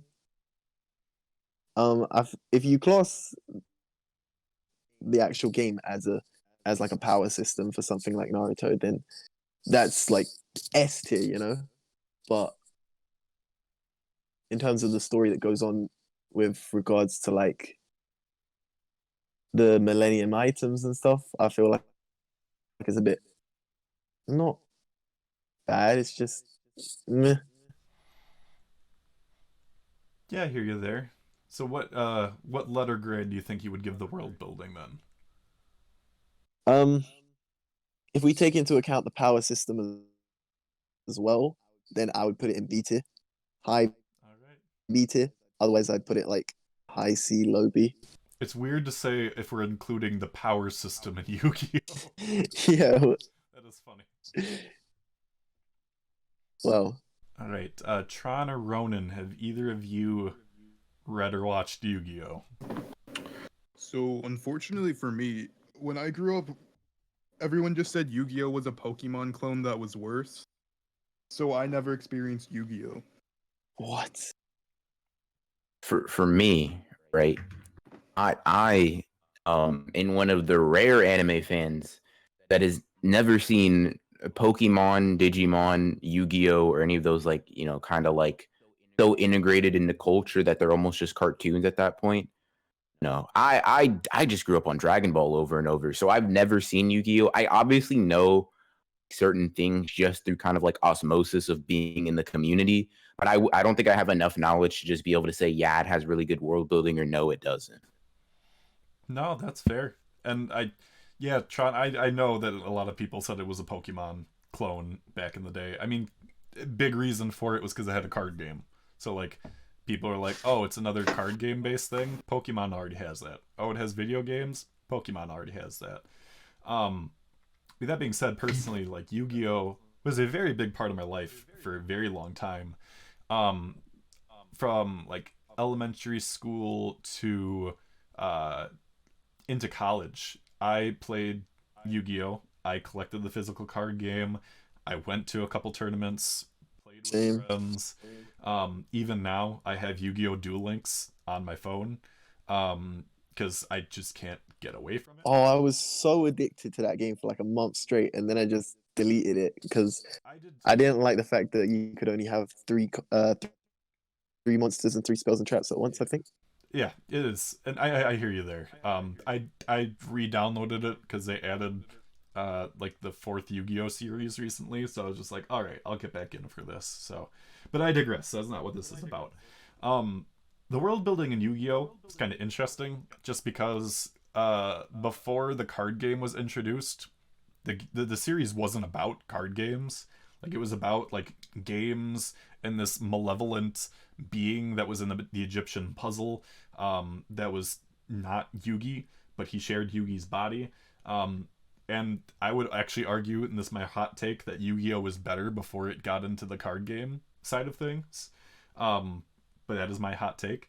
Because then when they got into the card game side of things, the first season with Duelist Kingdom, they were like, yeah, rules, there are no rules. This is, you just play cards, and this giant stone soldier can destroy the moon, completely erasing the ocean.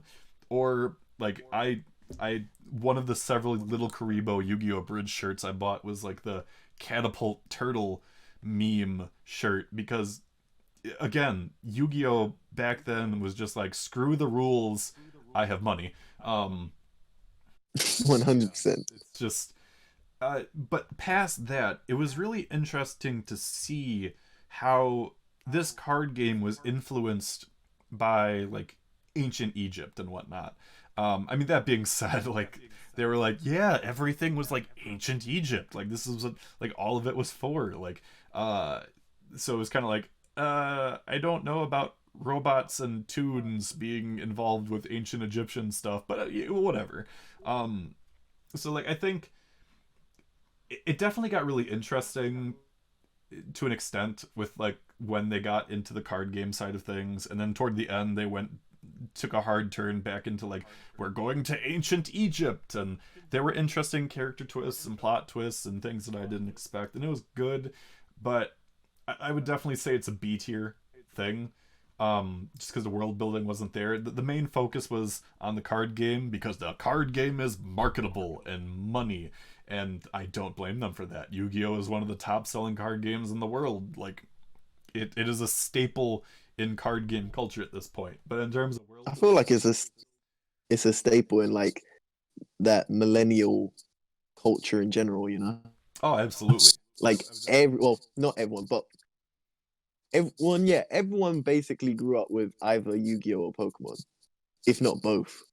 Aside from the few like abnormalities. Like, I remember at my school, like, everyone was playing Yu-Gi-Oh so much that they ended up banning the cards from coming in. that was a thing like at my schools as well. That was definitely a thing. In my high school, like we actually had a group that would go into like the theater room to go play on the stage. And then at one point they were like, "You guys can't stay in here. You have to go away." And we were like, "Ah, but what about our underground Yu-Gi-Oh club? What the hell?" But yes, it definitely was a staple of culture, but and is still. But I'm gonna put it at the bottom of B tier because I think, yeah, yeah. But that being said, boys, we have made it. We have made it to the end. We did it. We might have lost King Uzumaki at the end there, but How long were we going for? Like 5-6 hours? uh, counting the first section, we recorded for over 5 hours, so I'm probably gonna split this into 2 videos. I was gonna say. This is insane. But I mean, that Whoa. being said, like this, I think we can all agree, like this has been a fantastic discussion about Shonen Jump and the worlds that it created. Like, there are 100%. so many interesting aspects. Like, even for the stuff in Build King tier, there's still something that was interesting about every single series that we talked about. But the world building in some of them has been absolutely fantastic. So immersive, so interesting and detailed. It's absolutely fantastic. And I can't thank you guys enough for, well, for sticking with me for 6. Oh my god, King Uzumaki in the chat said stop hating on Build King. I will keep hating on Build King, and you can't stop me. But yeah, for those, because you're just gonna get the finished content here in 2 bits. But these guys stuck around with me from 2 p.m. Central Standard Time to 8 p.m. Central Standard Time, or in the case of Tay, until 2 a.m. 2 a.m. Yeah. Yeah, because he's across the pond and is an absolute trooper for sticking with us. It's okay. I don't go to bed at this time. That's I'm usually out working on videos till like 3-4 o'clock, so it's fine. That's fair. Well, before we close things out, I want to give all you guys a chance to, for anyone that's still around, I want to give you guys a chance to promote your channels. So, Broken Ronin, go ahead. Yeah, so really all I do at this point is talk about Jujutsu Kaisen and why it's amazing. But I also happen to know of other manga like Blue Lock, Jigoku Raku, tons of other things I kind of just talk about, review, and give kind of like abstract discussion videos on. So if you're kind of into that type of stuff, my channel should be a nice place for you to check out. Absolutely. Tay, how about you? Give yourself a promo here. Well, first off, I'd like to say thank you for having me on the channel. It was a pleasure being here. And secondly, yeah, so I'm kind of still figuring out exactly where I want to go with my videos. I've kind of delved into like different discussions on different anime and manga. At the moment, I'm more on the fan theory content type stuff. So at the moment, I've only got like My Hero videos lined up, but I plan on delving into like JJK, One Piece, and maybe some more. Absolutely. And Tokyo-tron? Yeah, so for me, I'm Tokyo-tron on YouTube. I started out making primarily One Piece videos, trying to expand the channel to do videos about everything, discussions. I want to do some what ifs on One Piece eventually. And yeah, if you like anime, manga in general, make sure to check me out. Absolutely. And King said that his shout out is to go read Build King. So yeah, that's what you get from King Uzumaki. I know he's got a YouTube channel coming up too. So I'm going to be promoting that when it comes out. I'm going to be promoting all of their YouTube channels and their Twitter handles. So those will all be in the description down below. So definitely check that out. Definitely check out their content. Definitely a fan of all of what they do. Absolutely fantastic. And again, I can't thank you guys enough for bearing with me for all of this and being on for this discussion. It has been one hell of a good time. So I can't thank you guys enough for that. But yeah, until next time, my name is Axel Blaze. And next time I'm going to plan on doing a much shorter than 6-hour stream with everybody. So, yeah. Bye-bye, everybody.